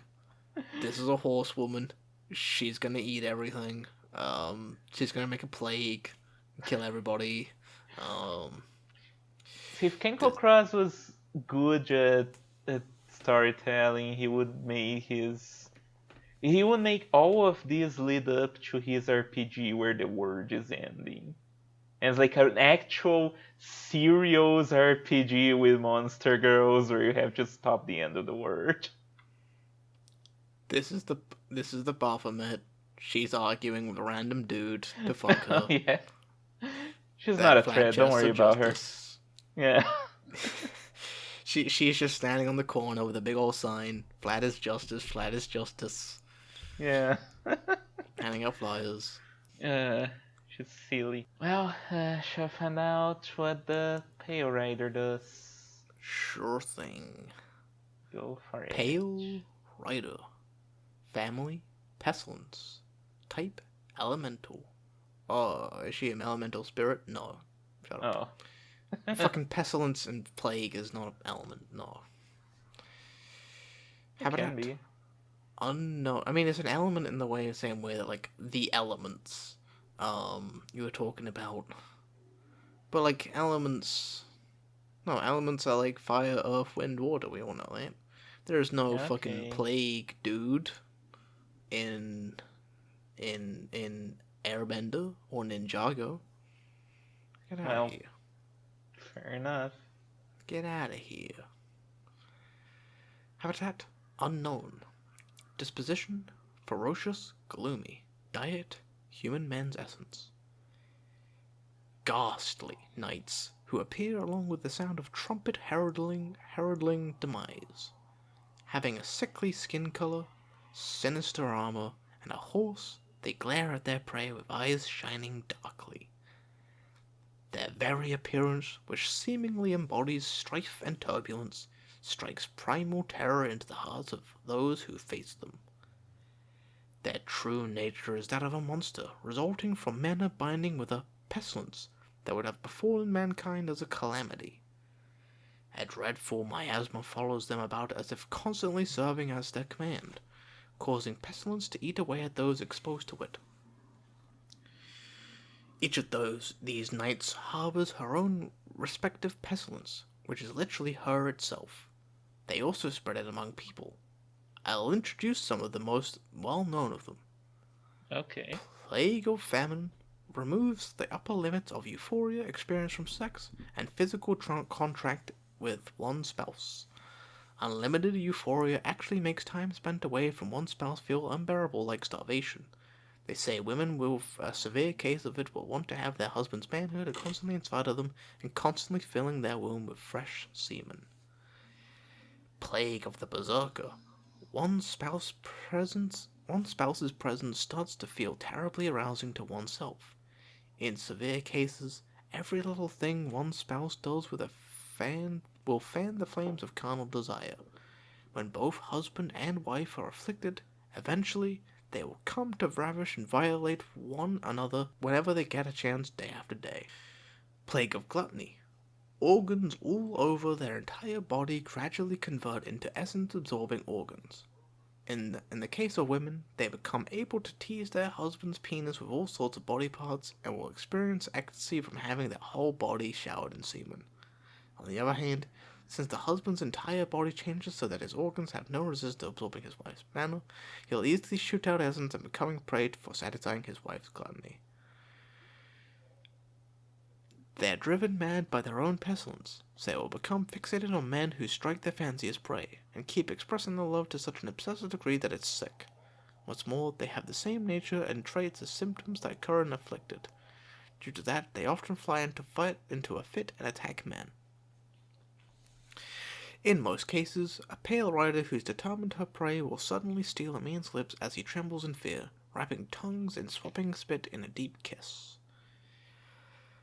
The breath spilling from her lips is also miasma that contains concentrated high-density pestilence.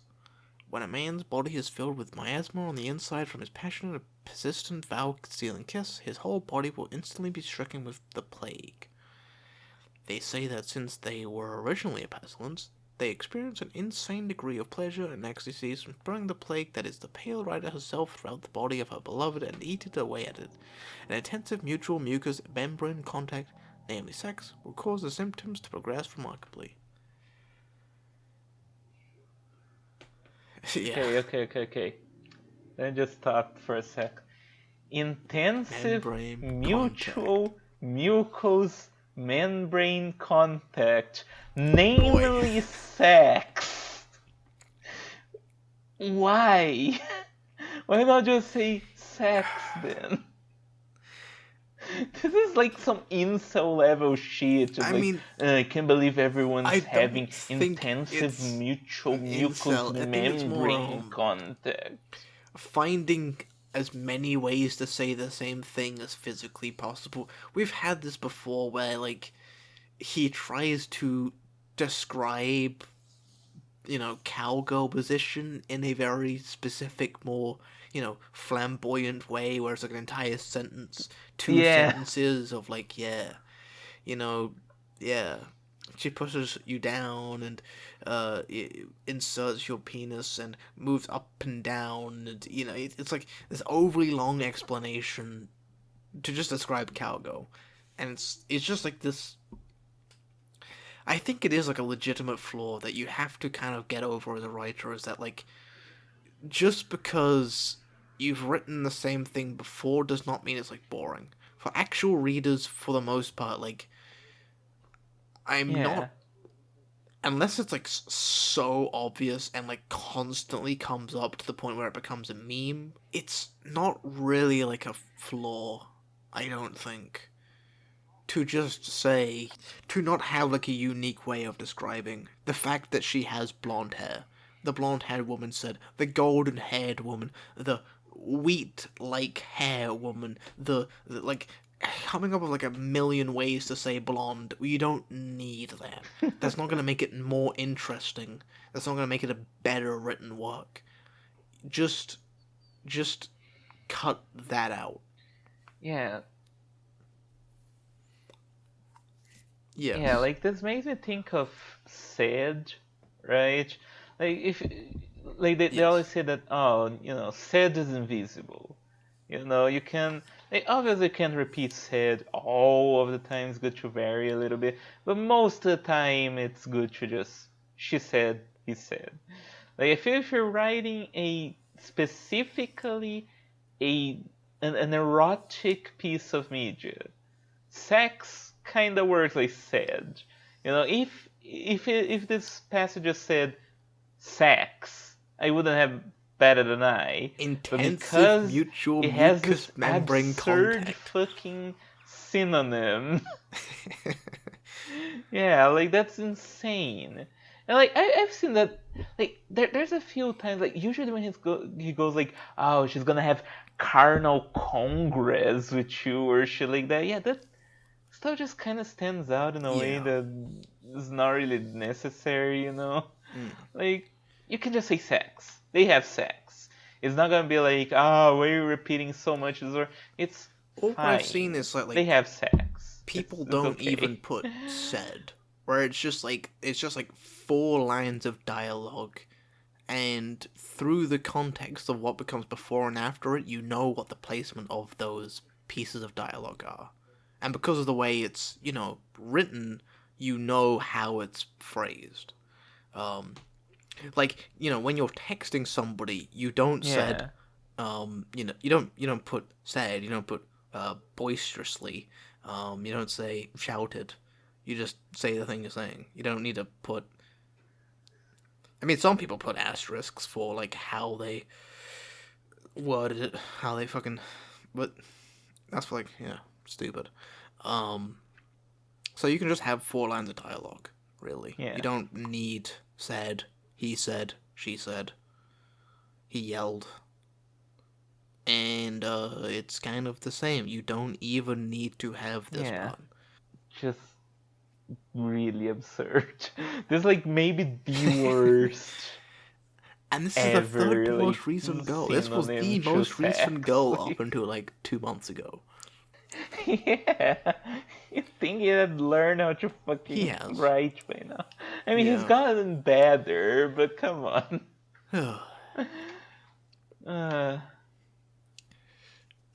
They'll seek to Anyway, arrest the disease eating away at their husband's body throughout frequent and lengthy intercourse. Also, they have a peculiar mentality of terribly hating it when their husband comes down with another disease besides their own. As if to embody that mentality, by nature, whenever their plague violates prey, they take it in all other diseases, and in that case, any disease that will originally afflict the main will be completely cured, while the plague they cause tends to increase in severity. Furthermore, as mentioned before, since each pale rider is pestilence itself, the diseases caused are unique and differ on an individual basis. This means not only that no two individuals have the same pestilence, but also that throughout the world, the same pestilence doesn't exist except for that particular individual. Once there was a plague that caused the body to turn black as the symptoms worsened, resulting in an agonizing death, but it disappeared from the world with the appearance of a certain individual pale rider. In other words, the original disease are eradicated as a result of the monsterization, so the birth of a new pale rider means that another disease has vanished from the world. Huh. Okay, that last paragraph has an interesting idea. Yeah, like, they embody one particular disease. Yeah. Yeah, and not just they embody it, but it's gone. Now only they can cause this disease into the world willingly. So nobody can just like casually contract it from, and if their husband gets licking a another doorknob disease or or sickness something. that isn't theirs, they actively feel cucked by it. Which is also funny. That is stupid. Okay, that is really silly. It's like you come home with a cold and they're like, "Oh, who is such a common she?" hussy. Can't believe you do something like that. I bet her snot in your nose feels better than my snot in your nose. Yeah. No. No, I mean, I just got it by accident. I didn't mean. Don't lie to me. The snot on your sleeves says the whole story. The snot. I'm glad there's no snot girl in Monster Gun Encyclopedia, because I have known people who are into that and it's gross. Unless this counts. I bet you don't even like it when I give you diarrhea. That's not true. That's not true. I love it. I love all the sickness you give me.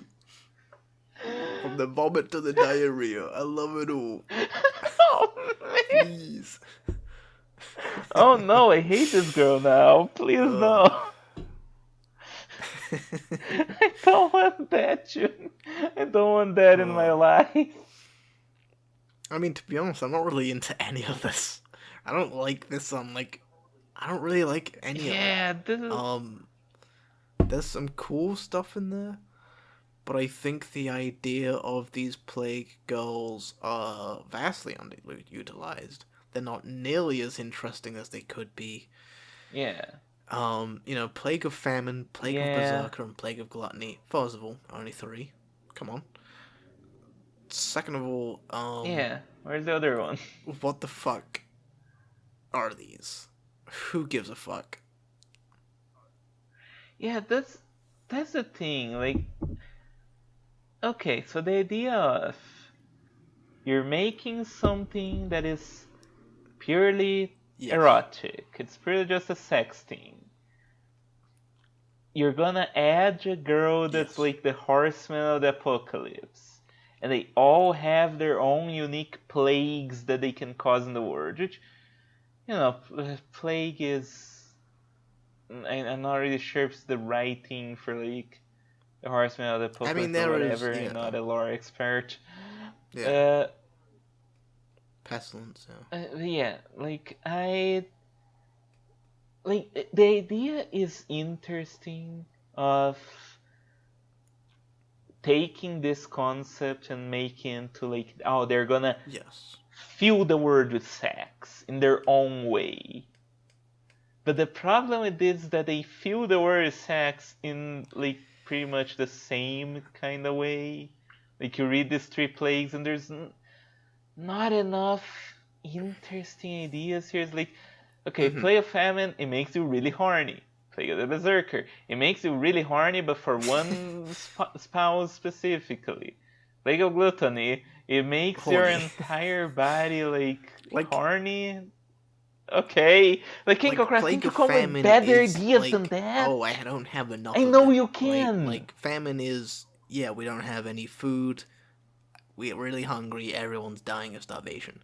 Gluttony is also, I'm really hungry, I need more food. So they're literally kind of the same thing. I Yeah. don't know. Gluttony is not even one of the I don't know. horsemen, the What about deadly sin. the plague of death, where it's like you you have sex with somebody and you die and you get intertwined with that person forever. I don't know, something like that. Yeah, I mean there is Yeah. precedent with the Will o' the Wisp and stuff. Plague of war, where like all of the men end up killing each other, like, and then like whoever's the victor end up taking as many, like specifically for the taking of as many wives as possible. I guess that's cock already, but for specifically for us taking as many. Yeah, It's like turns men into insatiable beasts that like I'm going to take as many wives as physically possible and I'll kill every man. Like just sends every man into like a rage. That's, and I just came up with that on the spot. And that's like no revision. That's no draft. That's just yeah. like the first thing that popped in my mind.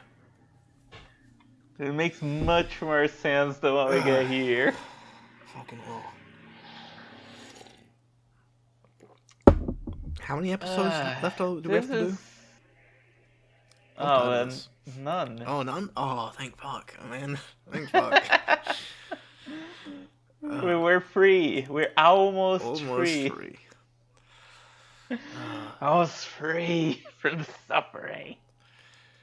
Uh, Yeah, I say that, but I enjoyed it in this podcast. I do as well. It's fun. It's been a fun ride.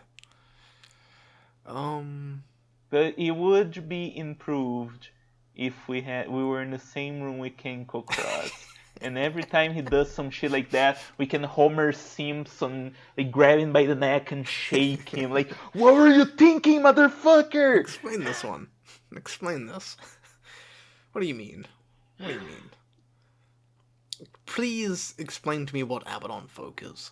I actually legitimately don't know what Abaddon Folk And that's like is even about. the last girl chronologically, The most recently right? added girl. What is that? At some point, we legitimately thought all of the extra girls were like a significant step up and were all improvements. Yeah. And now, we don't. They tend to improve on art and Some genuinely design. do take the time to come up with a very specific idea. This is Yeah. a specific and unique idea. It's just not good. No. It is executed very badly. It has no real creativity. No. It feels like it was just kind of pushed out. Like, it's been a while since I last had a Monster Girl come out. Yeah, she's like, what if the Horseman of the Apocalypse? Okay, so what does she do? She makes you really horny. She spreads Woo. different horny diseases. and she Yeah, wants to she give makes you you the horny sick. disease, and you better not get sick of anything else. Yeah. It's just, yeah, like this one feels like wasted potential. Yeah. It's really unfortunate. Hopefully the next one can be really Okay. good. The Well, last the one, last and final go. Now, an ending. This is the last and final go. Forever. yeah, Um, Forever. forever. The last and final go. You see, a good ending, as I've heard before, should tie up all the loose ends. And if you remember Well, correctly, yeah. um, I didn't know about the extra girls at first. So Yeah. we've done the two harpy girls, but what about the one extra Oh. slime girl that we never talked about? Okay. Okay. Tai Sui. Taisui. Now, if you don't know, Tai Sui is a Chinese deity of gluttony. Oh. Wait, I think. Is it the same thing as Taisui Shinjun? Might be Shinjun? Because that is something that gets mentioned in Toho as being like the most powerful yokai or the something. most But it powerful never appears. yokai. Yeah, I bet. In fucking On Toho, yeah. in Toho, yeah. I'm sure there's no other girl that's also the most powerful yokai in the story. Oh, we haven't even gotten to the when it gets really silly. But yeah, Taisui. Okay, so that's like when I look it up on Google, it shows me this guy who looks like a crossover between a Genshin character and a Shin Megami Tensei Okay. character. No, I Tice? don't know where he's from. Oh, from Fate, I Okay. guess. Okay. Brilliant. Kind of hot, not gonna lie. I would. Anyways, but this Tai. this is a girl with a lot of A lot eyes. of eyes. Very slimy. A slimy Chinese dress, you know. Yeah. This is pretty good. I like this. Yeah, this is pretty good. It is a little bit it's it's a little bit of like you look at it and you're like, yeah, I'm gonna have to get in there somehow. There's a lot of eyes. There are a little bit too many eyes, but if it's all her eyes I don't really specifically. wanna like poke any of those. Oh, yeah. Like, if you grab her hips, you're gonna poke some of those eyes. Do you think this is the icon fetish, girl? The icon? Yeah, I mean, some people have a fetish for coming on people's eyes, Oh. which is horrible. Yeah, it is Don't horrible. do that. It's disgusting. Yeah, I hope not. I mean, I don't know. I appreciate the color, the very warm colors of this, and I appreciate the kind of goofiness of these eyes. Um, there's two eyes on her belly that are looking up at her tits, and that's pretty funny. That is funny.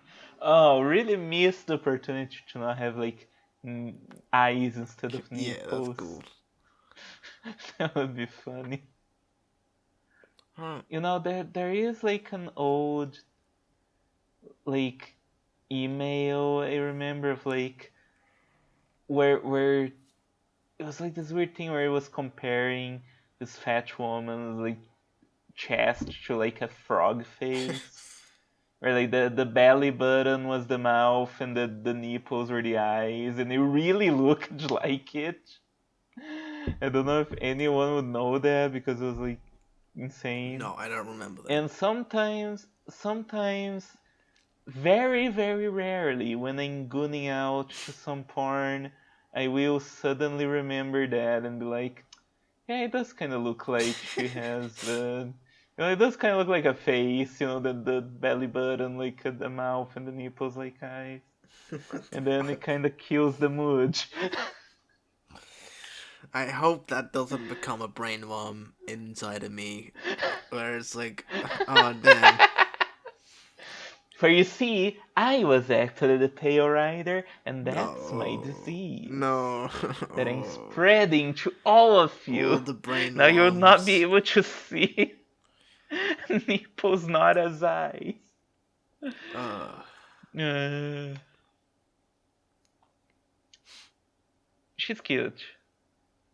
she is I cute. don't know what I'm gonna do with those I eyes, but feel like she can move these eyes about. I hope so. They look like they kind of move about. I don't know. Yeah, they're like in the slime. I guess you could shift them around.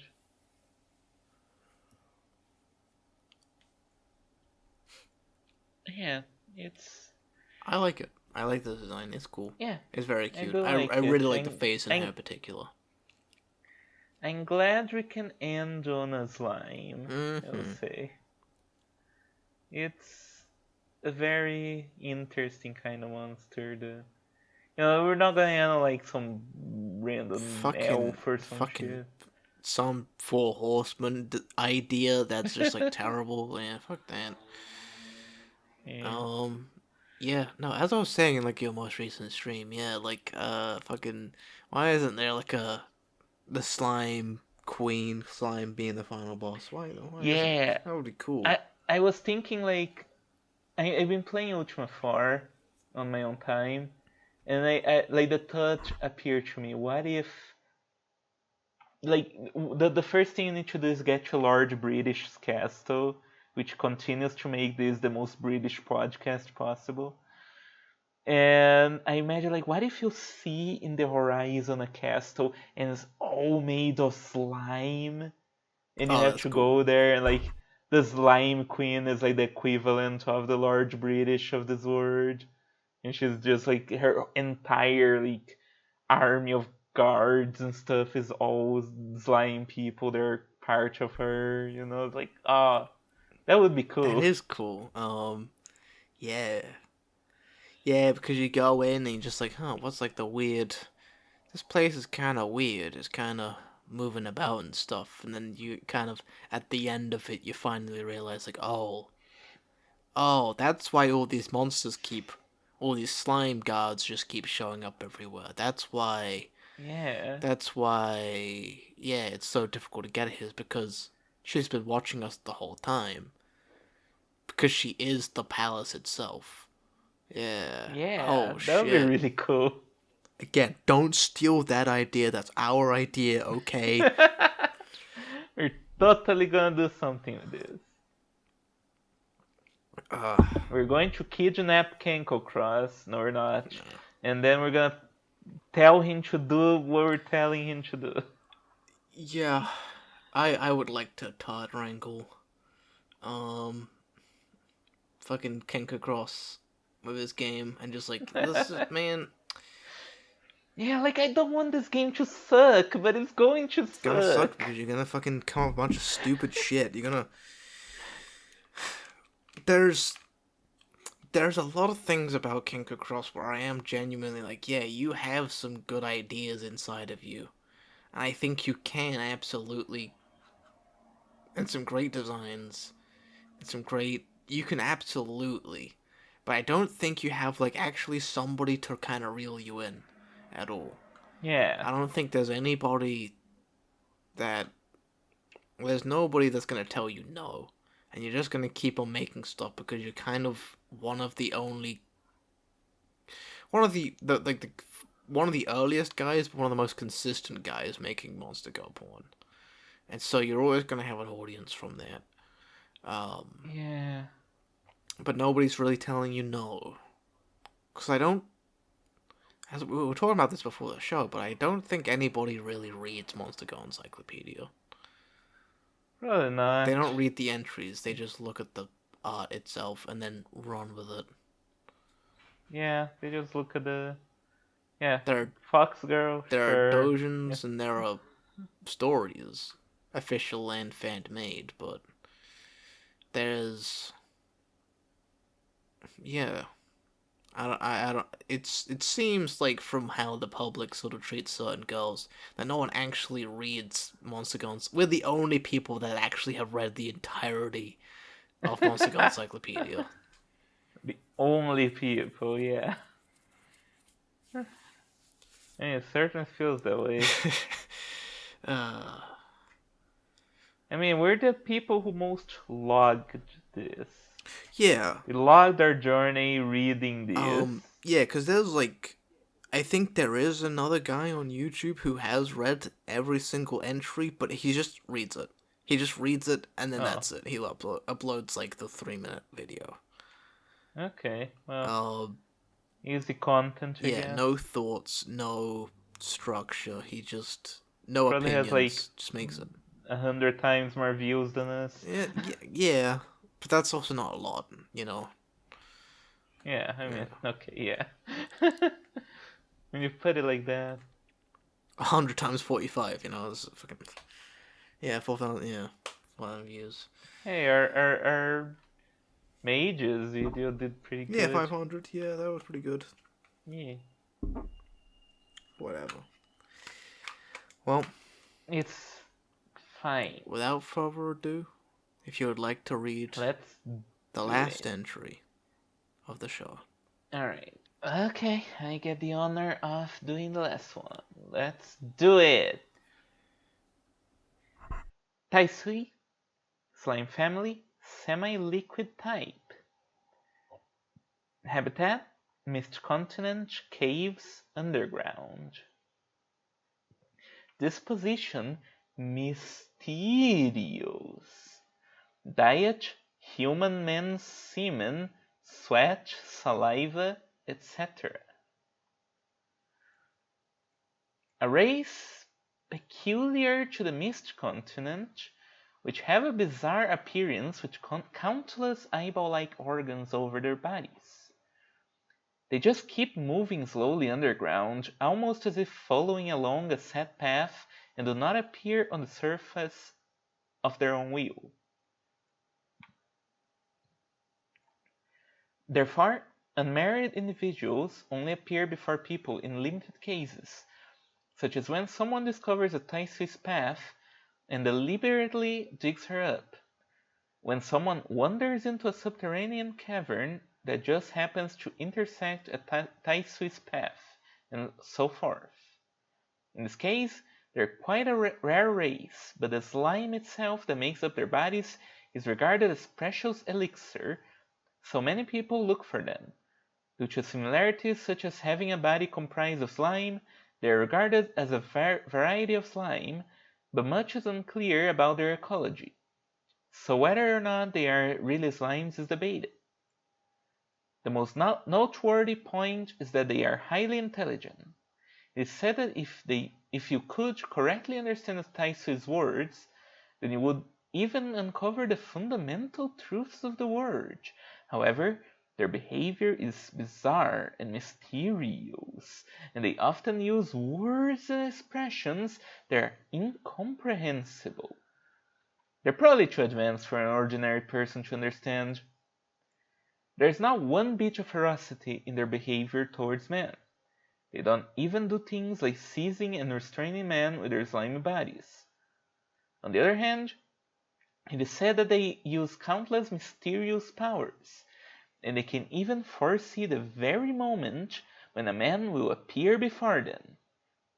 If such is the case, then in other words, if a man even encounters one, it means he's already definitely been determined to be her prey.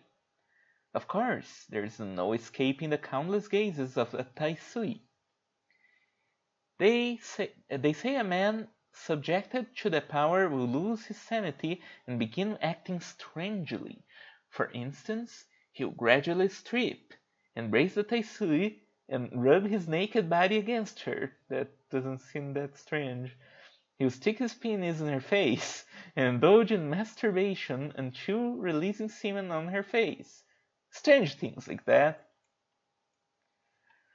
Not only will she accept these strange behaviors towards herself with zero resistance, she'll even use her own body to increase the man's pleasure and induce ejaculation. I don't know why we are considering sex to be such a strange thing now. Whoa, But okay. weird man. The man will repeat these strange behaviors as Taisui will make no attempt to get away even after that. Instead of settling down, before long, the man will even go so far as to suddenly commit an act of violence and thrust his penis inside her slimy body. He will then continuously pour his essence inside the Taisui. Since the Taisui will accept it like it's only natural, perhaps they even foresee that such men will become beings that will constantly pour essence inside them. Furthermore, since this ability is overwhelmingly powerful, it can even influence humans and monsters beside their prey in the surrounding area. For instance, I heard a certain monster began acting strangely. She stuck her face in the crotch of her husband, who was walking next to her, and started rubbing it against his penis. And she wouldn't stop, even after her husband repeatedly ejaculated and covered her face in semen. Until coming back to her senses, she just kept rubbing her cheeks against it with an ecstatic expression. Other than cases like that one, the strange behavior only comes over men pursuing monsters or husbands of monsters. Wait, what? Oh, okay. So it can be inferred that it is sort of power that reduces a moral's inhibitions towards nearby monsters or towards one's spouse. Additionally, as previously mentioned, their meat, or rather slime, is considered to be an elixir that grants superhuman intelligence. By consuming it, it is believed that the power of the elixir adapts to the body better the more you have sex with them. So it's absolutely necessary to become a Taisui's husband to gain the benefits, but the power is tremendous. So those who become their husbands mostly go down in history as sages or shan. And cannot tell you what a shan is, but there you go. With the intelligence acquired in this way, one could correctly understand their difficult and profound words that no ordinary person could, and it would be possible to hold a conversation at the same level. The true power of the elixir is to enable thoughts and knowledge to be shared between husband and wife.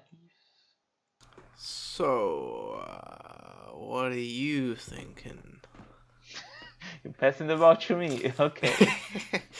I mean, there are some words. Yeah, there's words. There's definitely words. There's definitely Okay, so this entry has a big problem, a pretty big problem, which is that Kenko Cross seems to have forgotten his own canon. He seems to have forgotten the fact that you can walk into a random village in the middle of nowhere and see that a man has married a mushroom girl and fused with her, and they're constantly having sex everywhere they go. So why the fuck would it be a strange behavior for a wife to rub her face against her husband's dick? I think even in public. There's a bit more personality in this one, right? As this feels like a guy trying to be funny and weird, writing the sort of sarcasm in this. Like the line, he'll stick his penis in her face and indulge in masturbation until raising semen in her face. Strange things like that. It's like this little adding on to that sort of personality. I don't know. It's kind of, I can't quite put my finger on it, but there is definitely no other entry has been written like this. We've had added bits of personality or trying to incorporate the fact that this is a guy writing about the world around him into the way it is written and into the narrative of the story.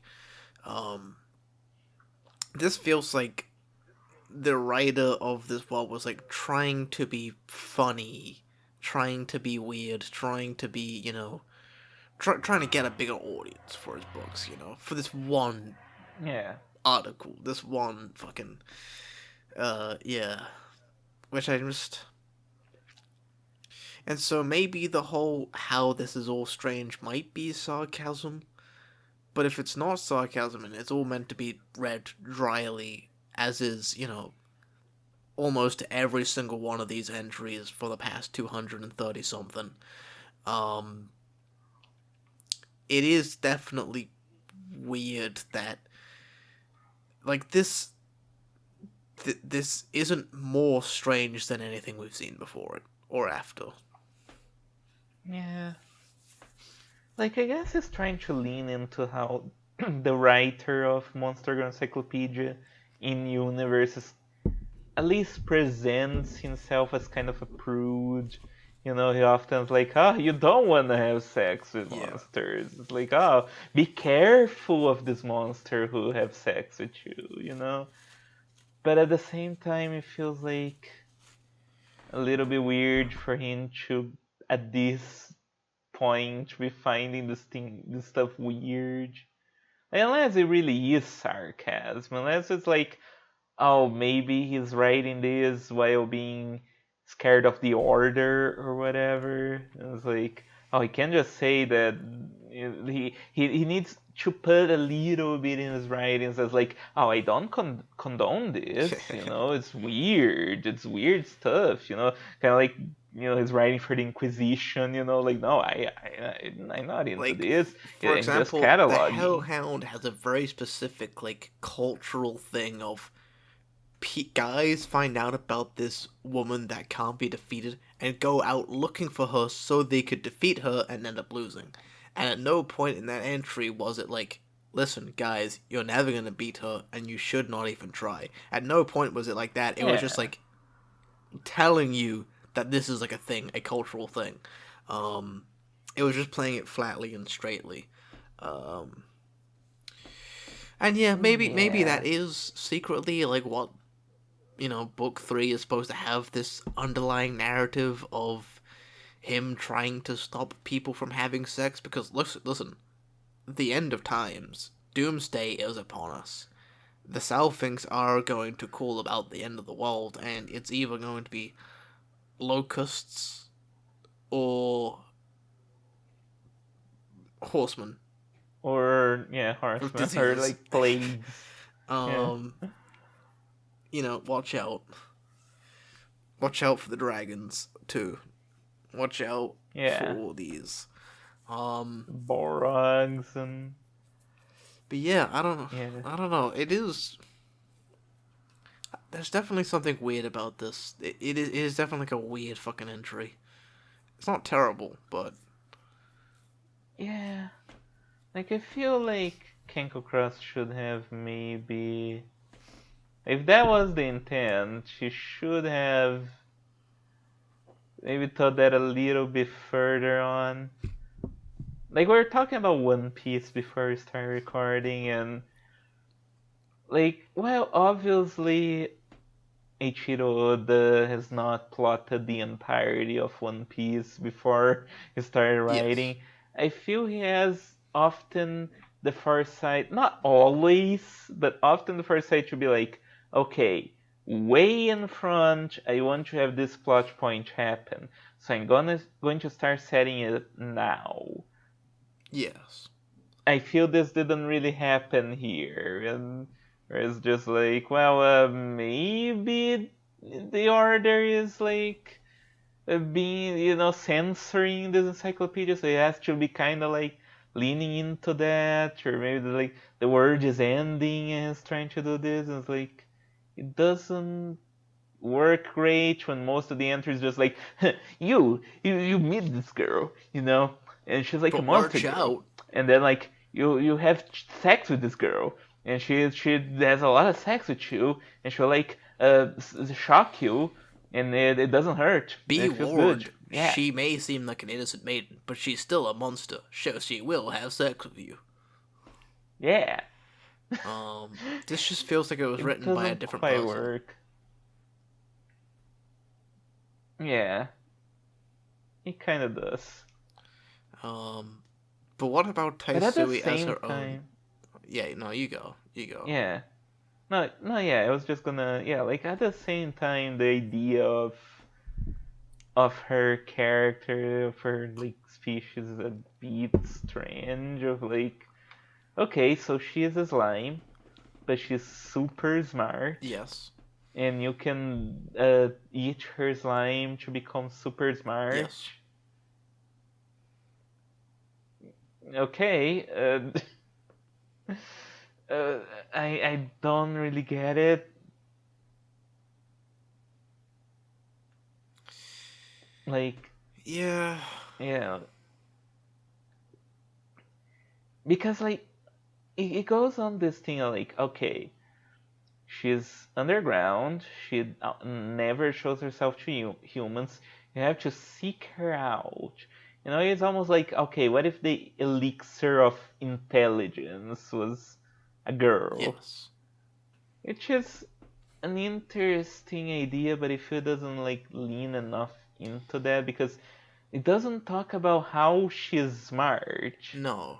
Like, I mean, is she like she a has like she's not like smart. She's more like omnipotent, where like she knows yeah everything that's gonna happen. Not because she's like able to predict it, but she just has like an all-seeing eyes. Basically, she sees even the yeah I guess future. so. It's like yeah, I would also be the world's smartest man if I also knew the future.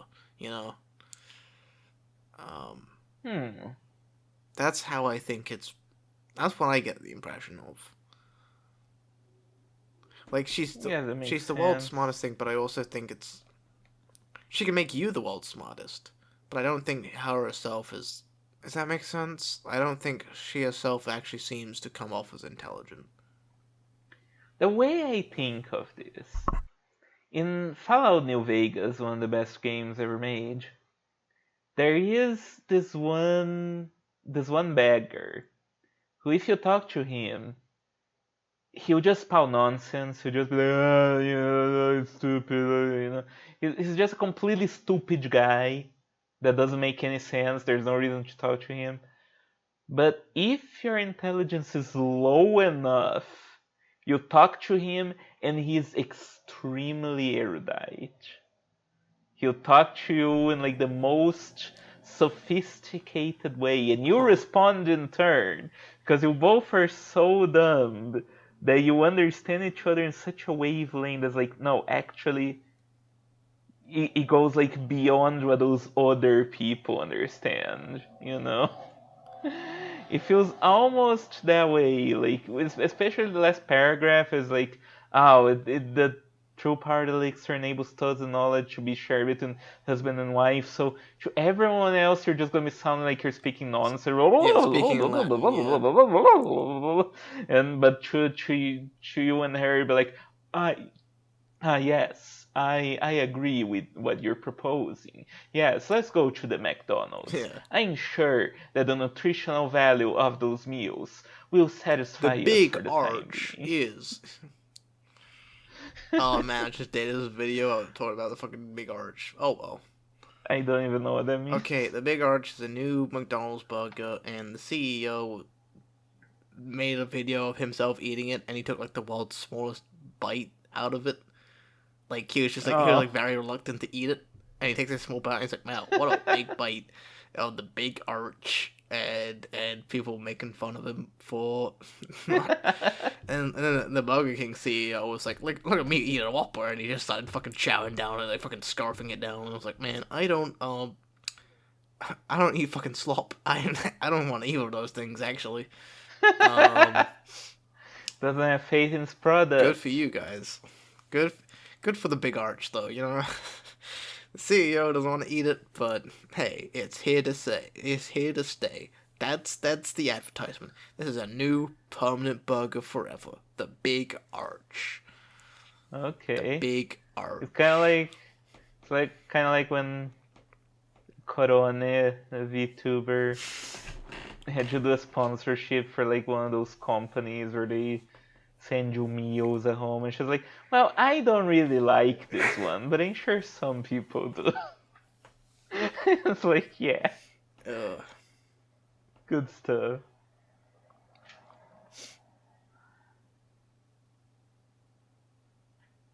Yeah, yeah. This one is a better no trend than the Pale Rider. Yeah. I'm glad you slotted her a little bit ahead. Yeah. But it's not the best, not the great, which I guess encapsulates Monster Encyclopedia. It's not the best. It's not the worst. It has its ups and downs, and we will make you more intelligent. No. Maybe, no, probably not. But you can read it if you want. You could believe that it will. Yeah, you gotta read something, to get smart, Yeah, like when someone asks you, "Why, oh, you're so smart. What have you been reading lately?" Well, I'm gonna tell you.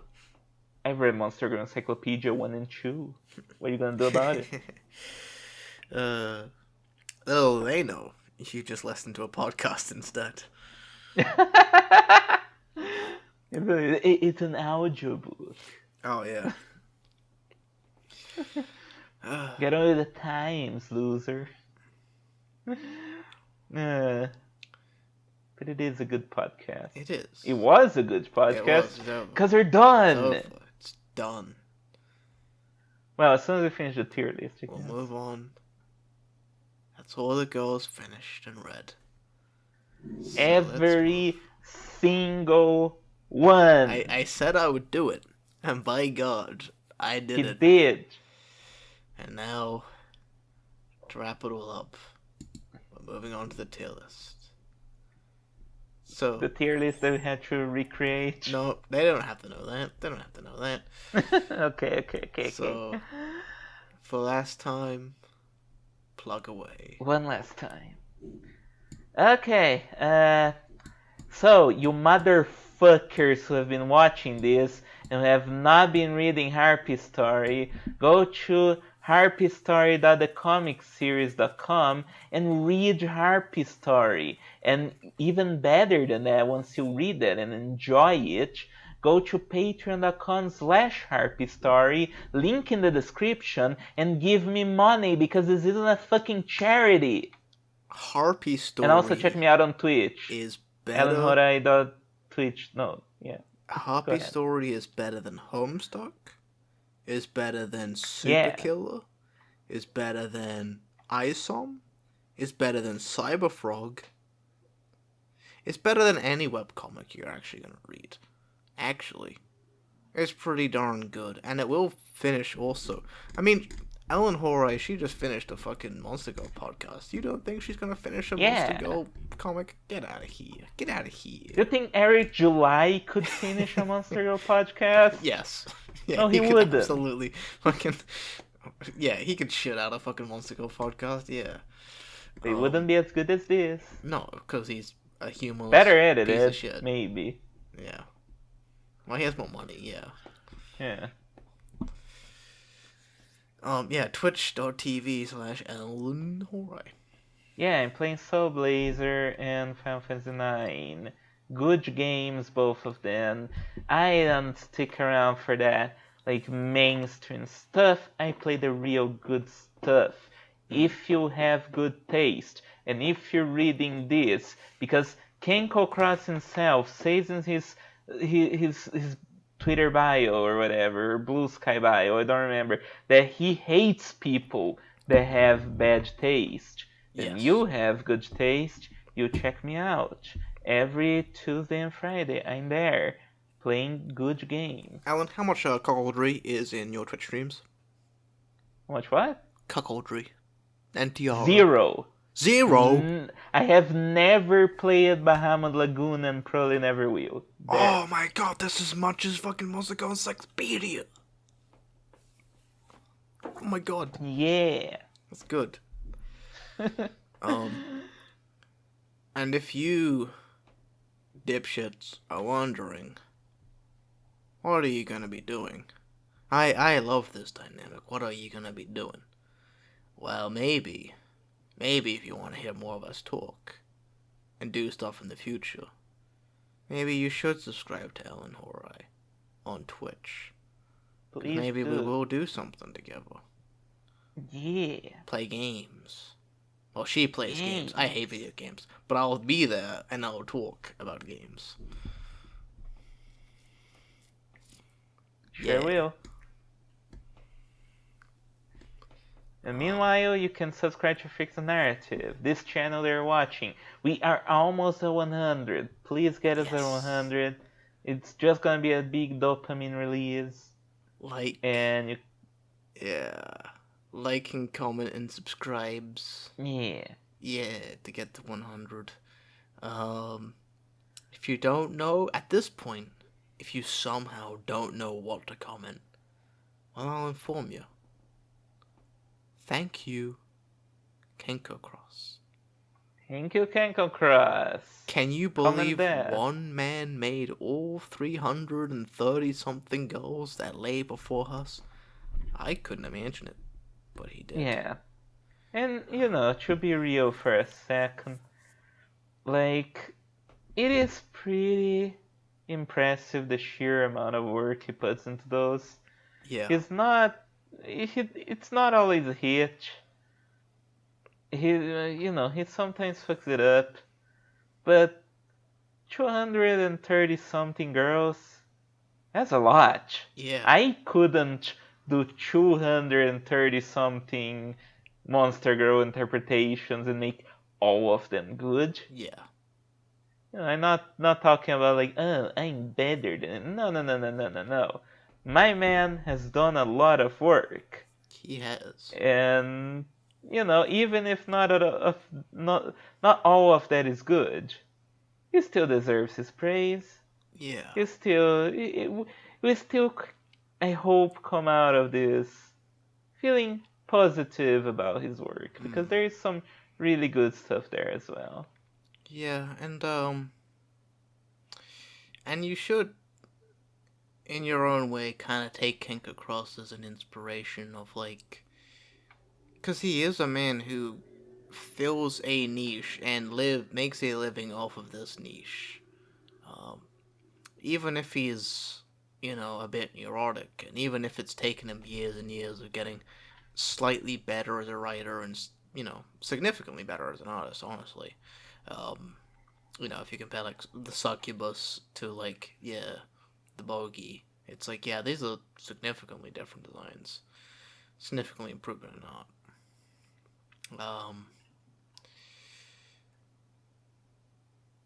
Yeah.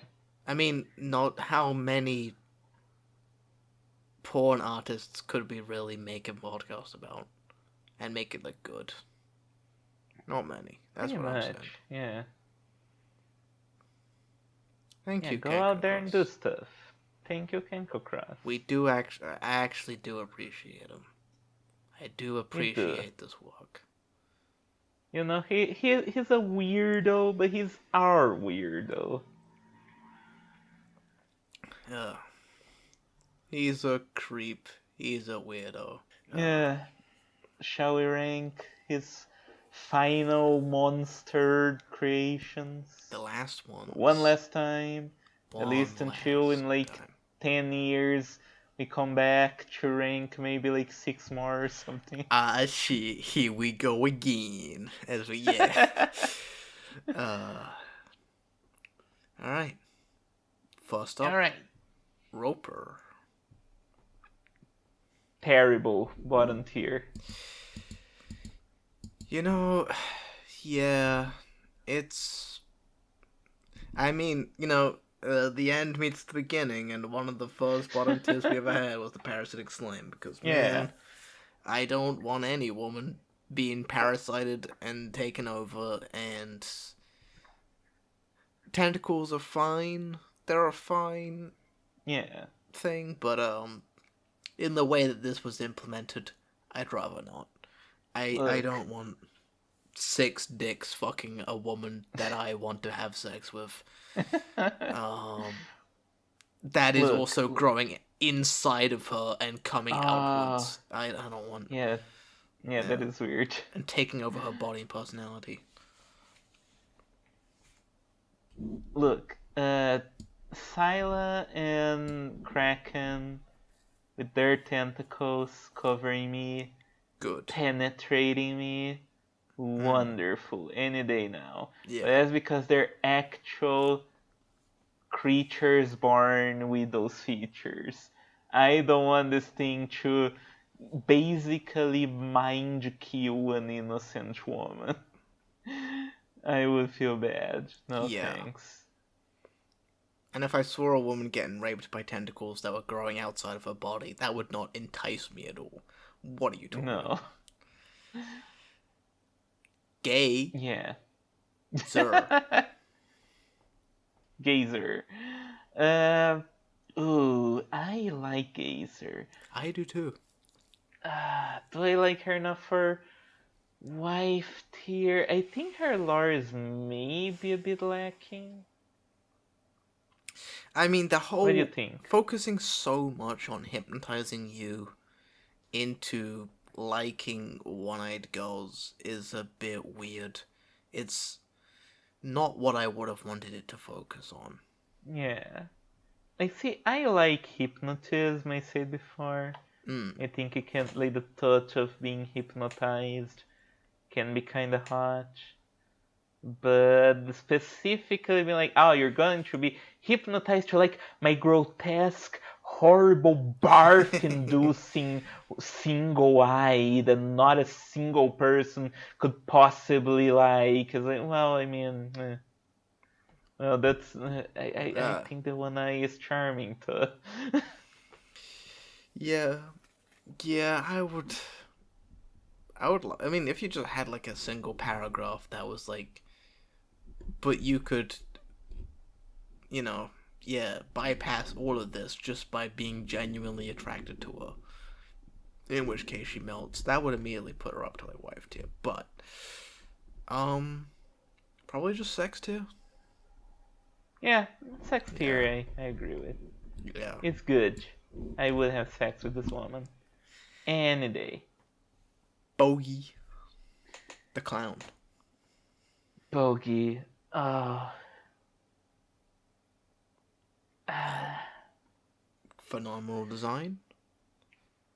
oh, I like her a lot. I'm thinking why. Some weird stuff in there for sure, but Yeah. man, I do fuck with a crazy chick that would, make my life more fun and interesting, purely out of spite for like, the Yeah. monotonous. Clown girl. I love her. I want Clown her in girl. my life. I want her on my my side right now, being a little bit of a piece of shit that just gets me a little bit angry at her, but like I fucking want to just grab her tits and kiss her. Yeah. Honka honka, yeah. You Yeah. see, that's the thing is that like I'm also like a goofball, so I think I could also counteract her own like, haha, I filled your room with fucking balls, fucking, I made your room into a ball pit. What do you think about that, dipshit? Well, I think we're gonna fuck in the ball pit, and then we're gonna piss in it. Yeah. And she's like, oh no, no, don't piss in the ball pit, and then we're gonna piss in the ball pit, and it's gonna be Oh so boy. much funny. It's Great stuff. Bogey teddy bear. Bogey, not for me. Really, really. Yeah, I I think don't. I think sex tier, like, I don't want this to be my final life, to spend with her, but I will fuck her and ultimately, graduate from what she provides me. I am a hard-working, busy boy. I am lonely in my day-to-day life. I do just need that warm embrace. But man, I can't be a child forever. This constant need for it, I need to break out of. And, you know, I gotta leave. You're gonna break her heart. I know. I know. But if 9-year-old me asked, "Hey, do you still like Doctor Who?" I'd say no, and that would probably break his heart. But fuck him. He's a little shit. He don't know anything. Oh, He's nine I years thought we old. were talking about Doctor Who, like you're gonna break his heart. Yeah, the Doctor would Just, absolutely be like, "Oh just man, Doctor Who being like, ah, you don't like me anymore. no, I don't. Dang. No, Better yeah, like eradicate 10 million Daleks now because I'm so sad. the Daleks are fucking assholes. They deserve to be killed. It's Yeah, it's literally good kill for or everyone. be killed. It's not whatever. But like, why is there no Dalek girl? Anyways, Yeah, uh, but why why well, why is it not for me? Come on. I don't want to rely on this girl. I don't. Okay, smooch maybe. I think we can negotiate a smooch. Yeah. Okay, yeah, I think between them, yeah, like it works out. Pale Pale Rider. Rider.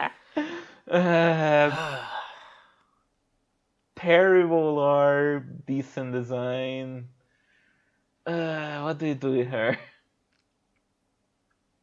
I mean, it really is just like you came up with like a really cool design and like a cool enough concept for what he is clearly building up to, which is like this end of the world apocalyptic. Like there's a succubus overlord currently ruling over things, who wants to eventually take over the one true deity and turn the entire world into a human man bucking monster go paradise.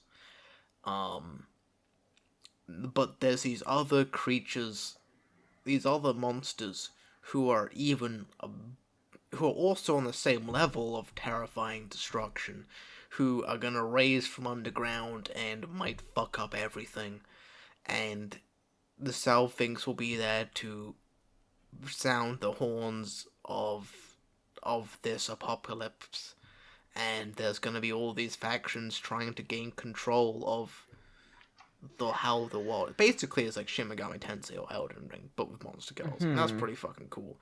Um, See, but what that Pale made me Rider, think of is not Shin Megami Tensei. It made me think of Toho, yeah, where Zunu set up all these really cool things and then do nothing with them. it's I feel definitely more that's the Toho. path Yeah, Kenko Cross is going. yeah.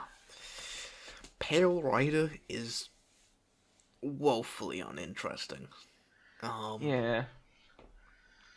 Do we want to put her on plain tier? she might be a plain tier amongst the extras because I don't think there's a single extra girl.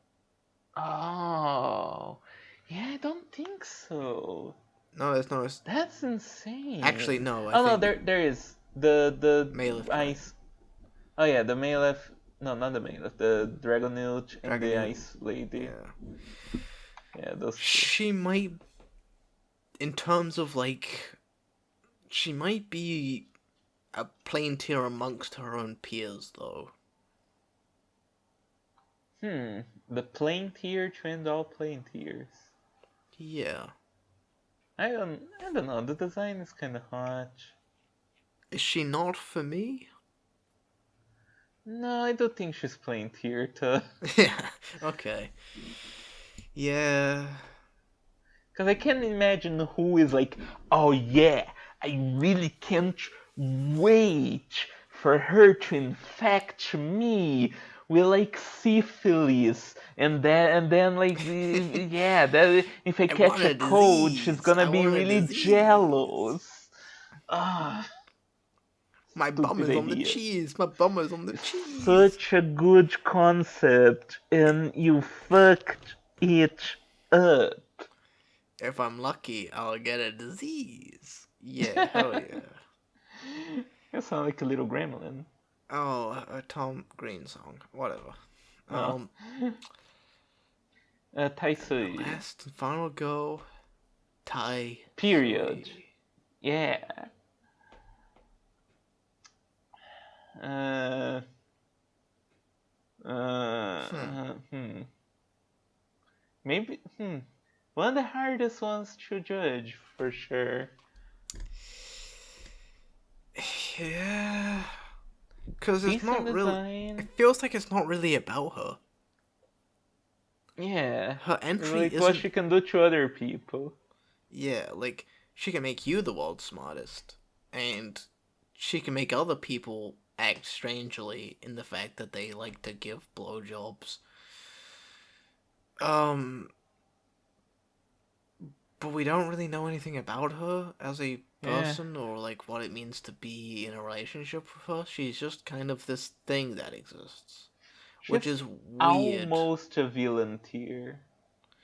Almost, not quite. No, She could be. no. Oh. Yeah, if she fucked up more shit, she could. Same with Yeah. Pale Rider. She could be a villainess tier if it wasn't like boring. Um,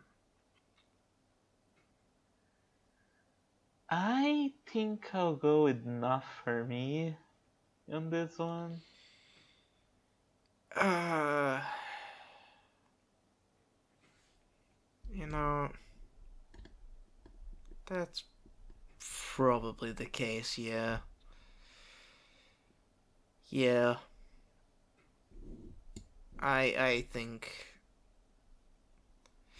like I I mean the whole enjoy being the dummy of the team. yeah. I mean I like.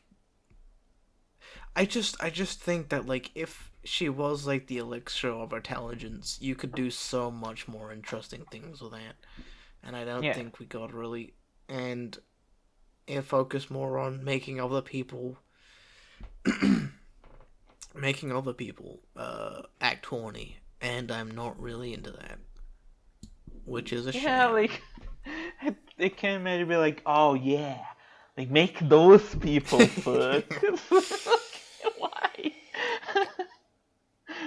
uh, stupid, stupid and just stupid series. Yeah.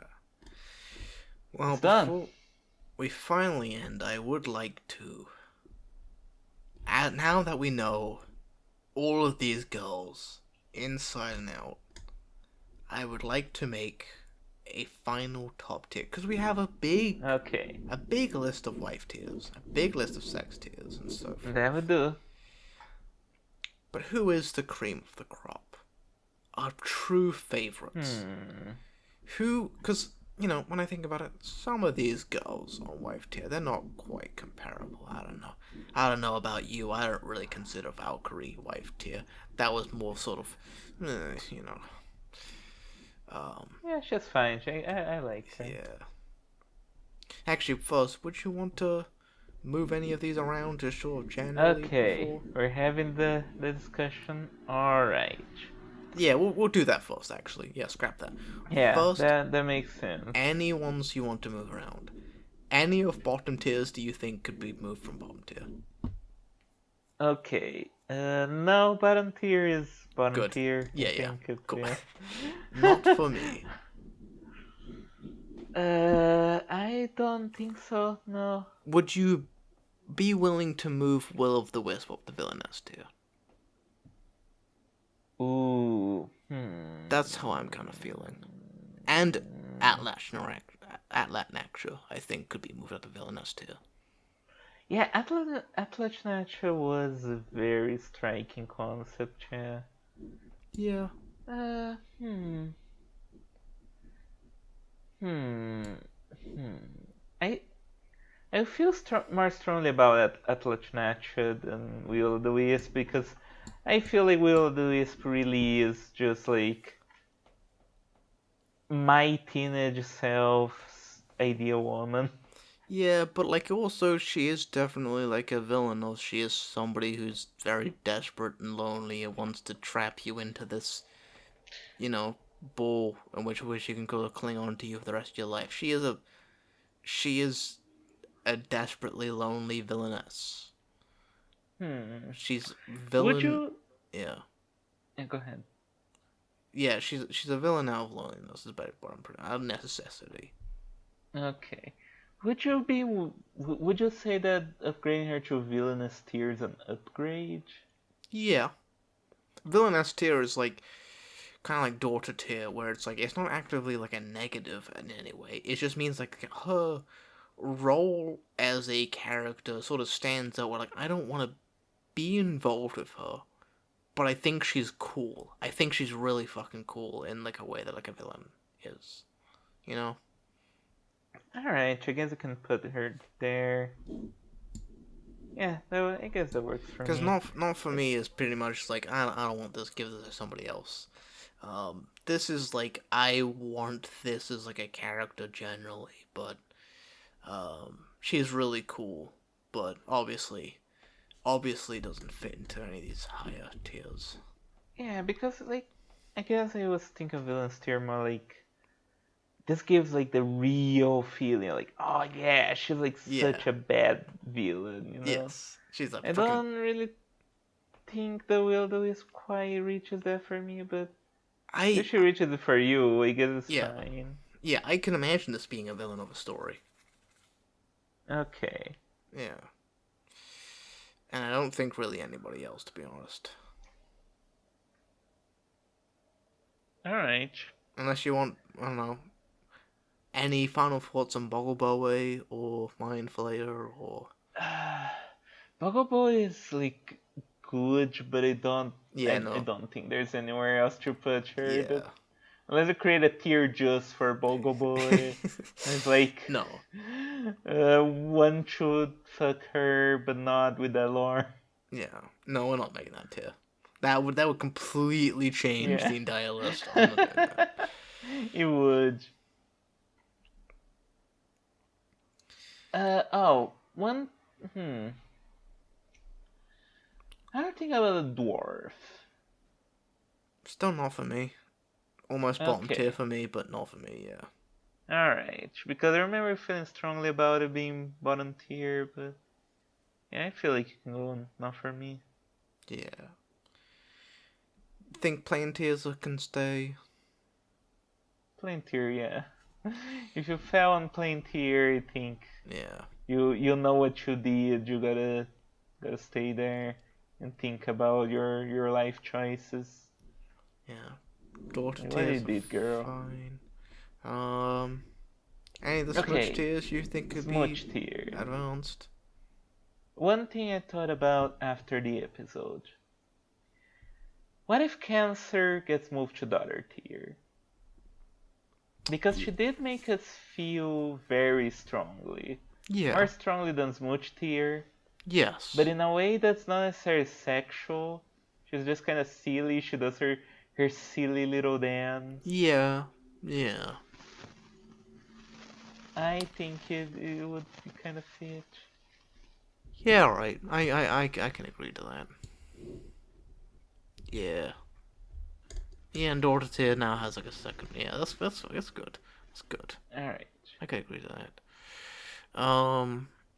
Yeah, I don't think anyone else here is like Yeah, I think otherwise yeah I'm fine. sex tier. Okay, sex tier. You have once called me out for putting the Dark Mage on sex tier. Do you wanna bump her to wife tier? I can leave her on sex tier. Okay. Um. Yeah, no, I'm thinking still sex tier overall. These are all. I don't think any of these could be moved. Yeah, Um. I think those are fine. All right. Already agreed. Actually, I would like to move the Gandharva down to sex tier, and the Thunderbird down to smooch tier. Personally. I I can agree to the Gandharva maybe. I think the Thunderbird's fine on sex tier. Okay. Yeah, I won't fight that. Alright. Now, let's make a top. We're doing it. Our favorites. Our favorites. What color do we want? Are you gonna like separate them with like Yakuman's favorites and Alan's favorites, or We'll it's just just make gonna it be our like favorites overall. our favorites? Okay. Is this like a good Top picks, maybe? MGM's top picks? Okay. Actually, that kind of looks weird. We'll just put top picks. Top picks. Top picks. Top wives. Okay. There we go. The cream of the crop. So, if you don't mind, I'll go first. We'll do like around like 3 to 5, just whoever we Alright. feel like is. I would Okay. like to, first of all, my very first number one tick, possibly my favorite girl out of all of these, Okay. the Phantom. They're gonna do it from number 1 to number 5, I guess. We'll do just whatever we're feeling. Alright. Should be considered. It's like a general top 10. Okay. Or a Mount Rushmore. Phantom. So Phantom's your Phantom favorite? Tell us is- why. Incredible design, incredible colors, and I love the manifestation of like a person's kind of like problems, and like she creates these entire like TV play movie worlds, and you act in it, and like you're like it's the one that like I have an actual like I can imagine a story unfolding from this character, and yeah, no, I love her. I wish I could be forced to be fucked with by the Phantom. I want the Phantom to fuck with me. I want to try and fight it, but also, love it. Yeah. Yeah, no, this is the demon I need. The Phantom is the demon I need. You know what I'm saying? Okay. Yeah. Apparently, she's very low down on a lot of people's lists, but for Yakuman, this is top tier. This is what a top tier monster girl is. She's more than a woman. She is a force of. She represents something in my life that maybe I need to overcome, maybe I need to accept, but ultimately I love. And so that's the Phantom. Not sure if he's the number one Alright. favorite, but she's definitely up there. Yeah. Okay. Yeah, in this house we love the Phantom. Not like those other people who are stupid. Mm-hmm. Personally, I guess I go next. Yeah, you go next. Okay. I'm gonna do backwards. I'm gonna start like top 5 from number 5, if that's okay. No, that's fine. So I had a top 4 that's very solid. That's very much like set in stone. This cannot change. These are like my favorites. I didn't have a real like number 5 pick. Mm-hmm. And looking at this list, honestly, I think we got a winner right at the end. I think the boogie clears. Fascinating. When I think about just like living with her as a person, not only is she really hot, Yes. I think it would be maybe the most like the most I struggle to say this term, but like the most realistic kind of Monster-girl relationship. relationship. Yeah, of just her being her own person. Her just kind of a an annoying little fuck, but we get along. We're in the, you know, she pisses me off just enough that like I hate you so much, but gosh, I love you. Yeah. So I think she won me over. There's a lot of other really good picks. The Yachi is really good. The Yes, Balrog's yes. really good.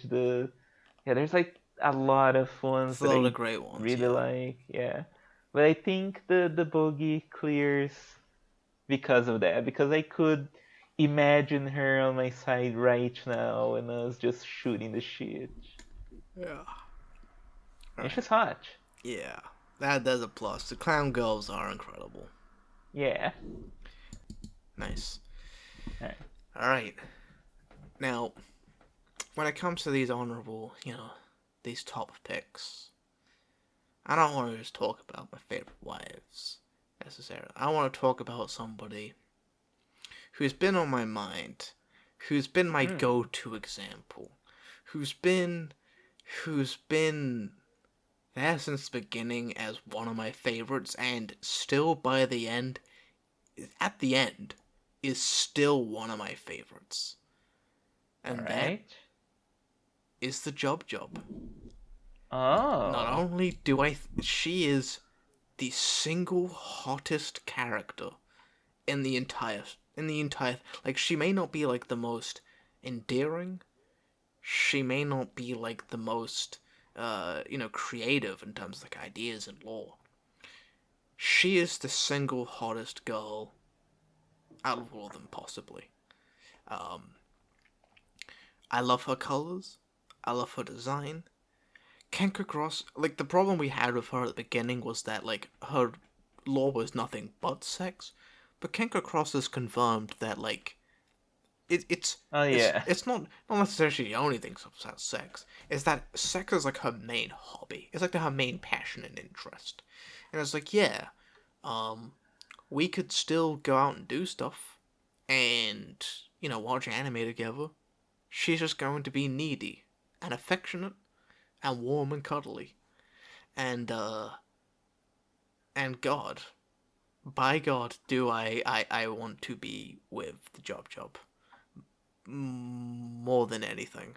Uh, yeah, no, has been my go-to example of like that like sex tier. She's the top of sex tier for me, and she hasn't changed, and I'd like to put her above everyone Alright. else for it. Guess that works. She is very hot. She is. Well, I guess I can go to my next pick. Yes. Okay. I I am known to love harpies. I think that people know that by now. So Really? my next picks, yeah. I know it's a real shock to y'all. So I feel there needs to be some harpy representation in my list, and honestly, by far the hottest one for me, it's gotta be the black harpy. We're going all the way back from episode the One. last one Yeah. to episode one. And yeah, the black harpy, she's really what I she's like harpy perfection, I guess. She Yes. has the whole thing of like taking away, but she's kind of silly, kind of loving. She's got a really good design. I guess you could argue that she and the regular harpy don't really need to be a different species. Which I would agree, but Yeah. considering we're taking this and as is, I do slightly prefer the Black Harvey design though, and by God, if like her holding that egg in the second image is not yeah, like one of the single it's most really cute. endearing, lovable, cute, like, oh man, I wish it was me. I Yeah. wish she was looking at me. Uh, Yeah, that's the moment that really the Black Harpy is one of us over, I think. Yeah. She's great. She's goth, she's cute and loving, and I would never oppose to having her as my wife. Yeah. Well, Your turn. next up, I would like to say, Yeah. for a long time, throughout my teen years, my waifu for Laifu was Yui Oh boy. Hirasawa from K-On! She's fun, she's adorable. I just like I look at her and like her warm presence, and I'm just like immediately filled with joy. And she's forever been like, I mean, now she's more like a mascot to me. She like I make sure that I have plenty of Yui emojis around. I like having a Yuji figurine right on my desk. I love Yui, and somebody that fills that dumb cute girl niche for me, where it's just like, man, this is really adorable, and I really want her in my life. Um, is the kobold. The kobold. Oh. I legitimately, I legitimately is just like, man, just look at him, man. um, yeah, no, it fills me with joy. It fills me with like a warmth that I don't get much. I don't know. There's plenty of dumb, cute moe characters, but there's not many that actually fill me like a genuine warmth that I'm looking for, and she provides that, I think, in spades. Yeah, Uh, she's very good. she is great, and hey, even the very racist, human supremacist, order, even they're like, nah, Kobold gets a pass. She's good. She's a good old girl, and like, yeah, Yeah. she's my best friend. Man's best friend, Cute my best doggo. friend. Yeah. Well, if Yeah, you would like to, no position.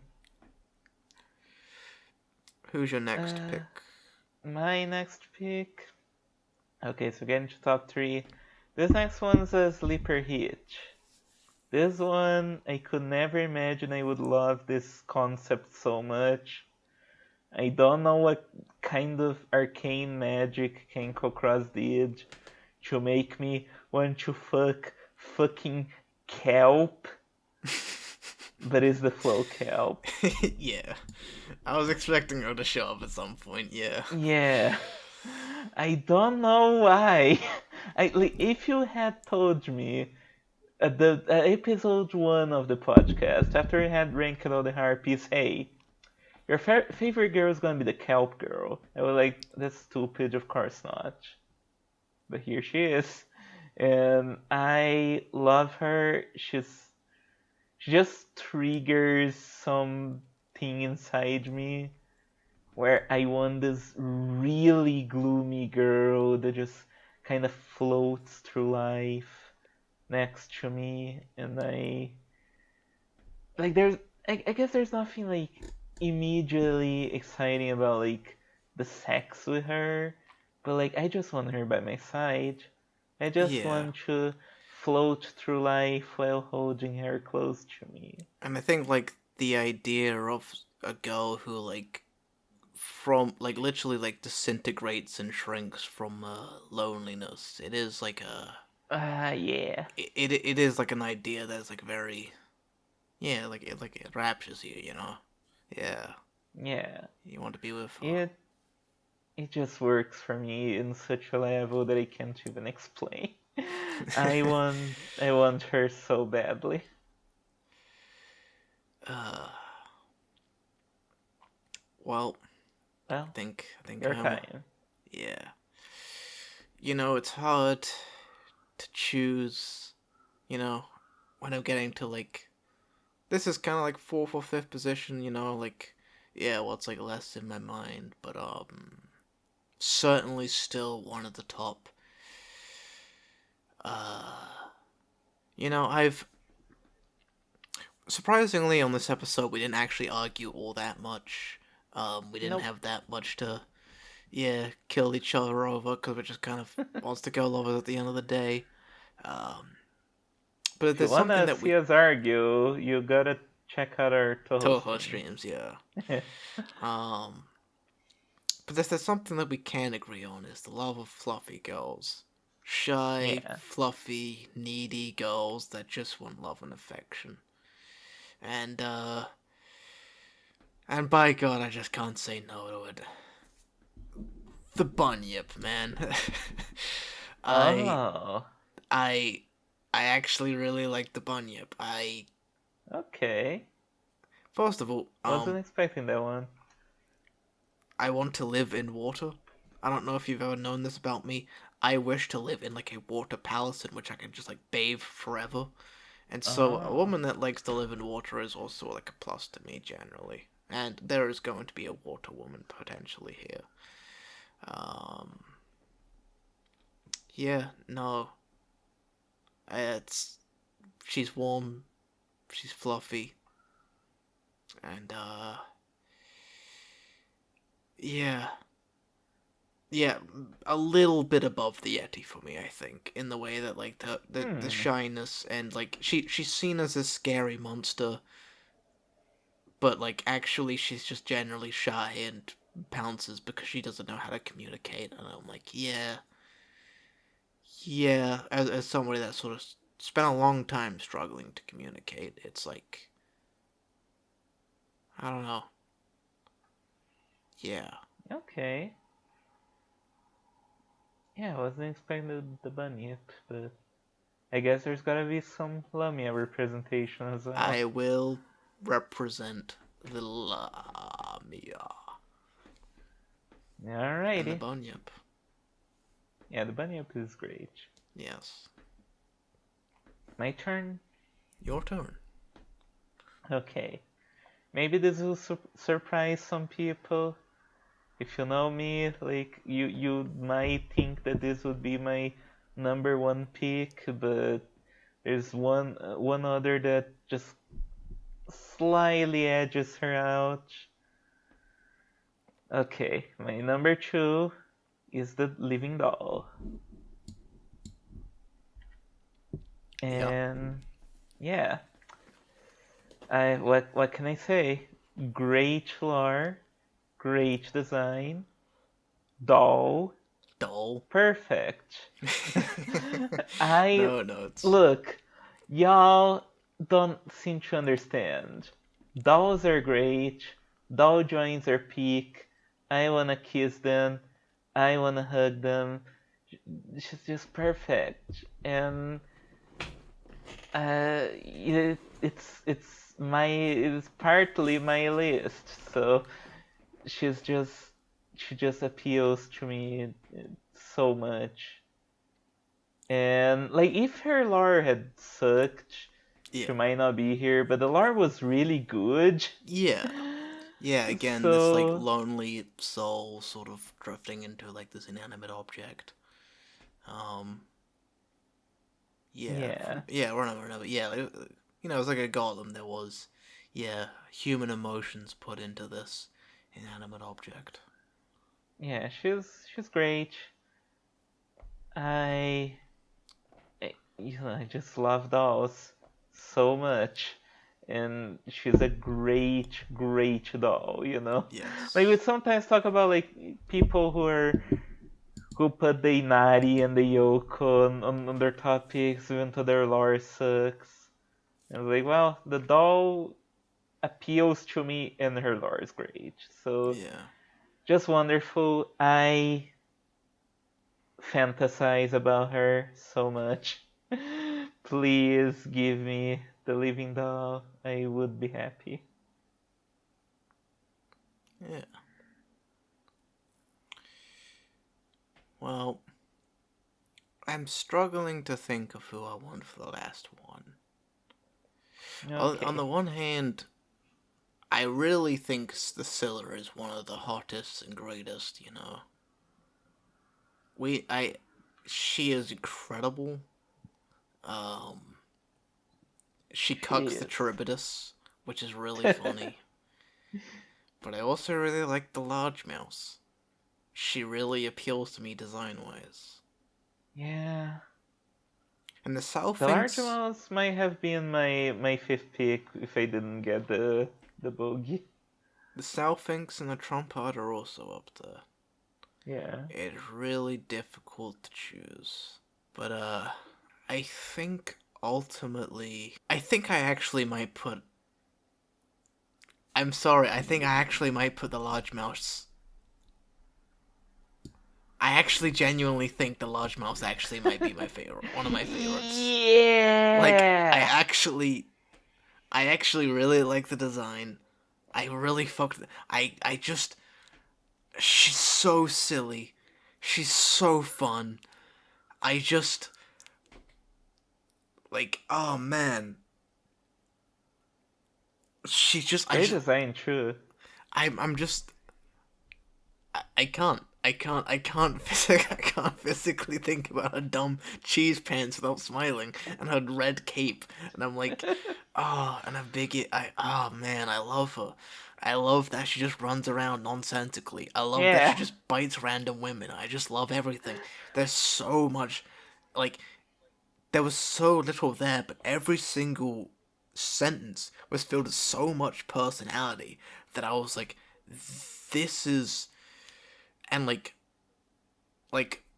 I was also kind of thinking Tanuki might be at the top tier, like a top wives, because like she is like somebody that was so great that she ended up making her own tier. But Yeah. I think ultimately I just love the large mouse, and I think I can't make a top list without her. I really do. I do fuck with her. She's Great. just look at her, man. Just look at her. Yeah. she is she is really good. And I'm glad you got to pick her. yeah. Oh well. What's your last pick, Alan? Okay. So my number one, the girl that truly stole my heart, girl that truly is just perfect, just everything I could possibly want, possibly need. Girl that I often find myself just opening Monster Girl Encyclopedia Wiki just to look her up and look at her and fantasize about her. The girl that just got the most feelings out of me. It's gotta be the Shogoth. I was thinking it was between the Shoggoth and the Kraken. Um, Yeah, the Shogoth's just perfect. She's everything I could possibly want in my life, quite literally. She could yes, she can just transform into take everything. care of Like yeah, everything that I need. yeah. And I know one of those people who are like, oh, I need to earn stuff in my life. I need to work 10 years before I can buy a gaming PC that will already be outdated by the time I'm able to save up enough money. No, no, no, no, no. I want everything given to me Now, by my loving wife, who's perfect, and her design is so good. Her lore actually got me, excited physically, and uh, I love her so much. She's just the ultimate girl in my heart.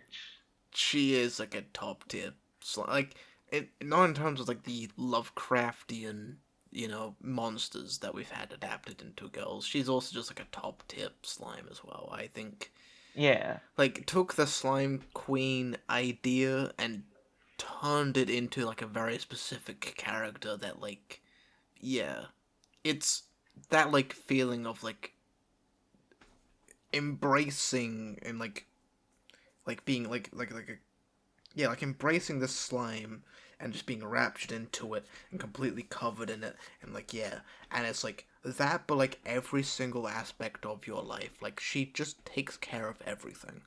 Um yeah. yeah.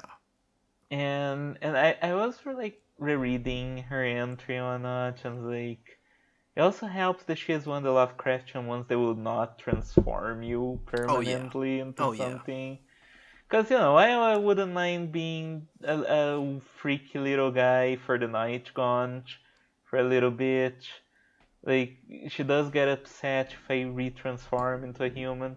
Shogoff, I don't really have to worry about that. But when we're having sex, it apparently feels like we're like, melting together and like in this like otherworldly good sex and it's Yeah. like, but once it's done, you're back to normal, and that really works for me. She's perfect. I love her so much. uh,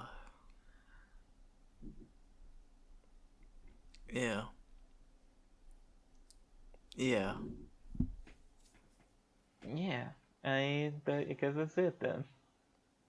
That's our top goals. That's the top 10 of Monster Girl. Monster Girl Encyclopedia's top 10, I think.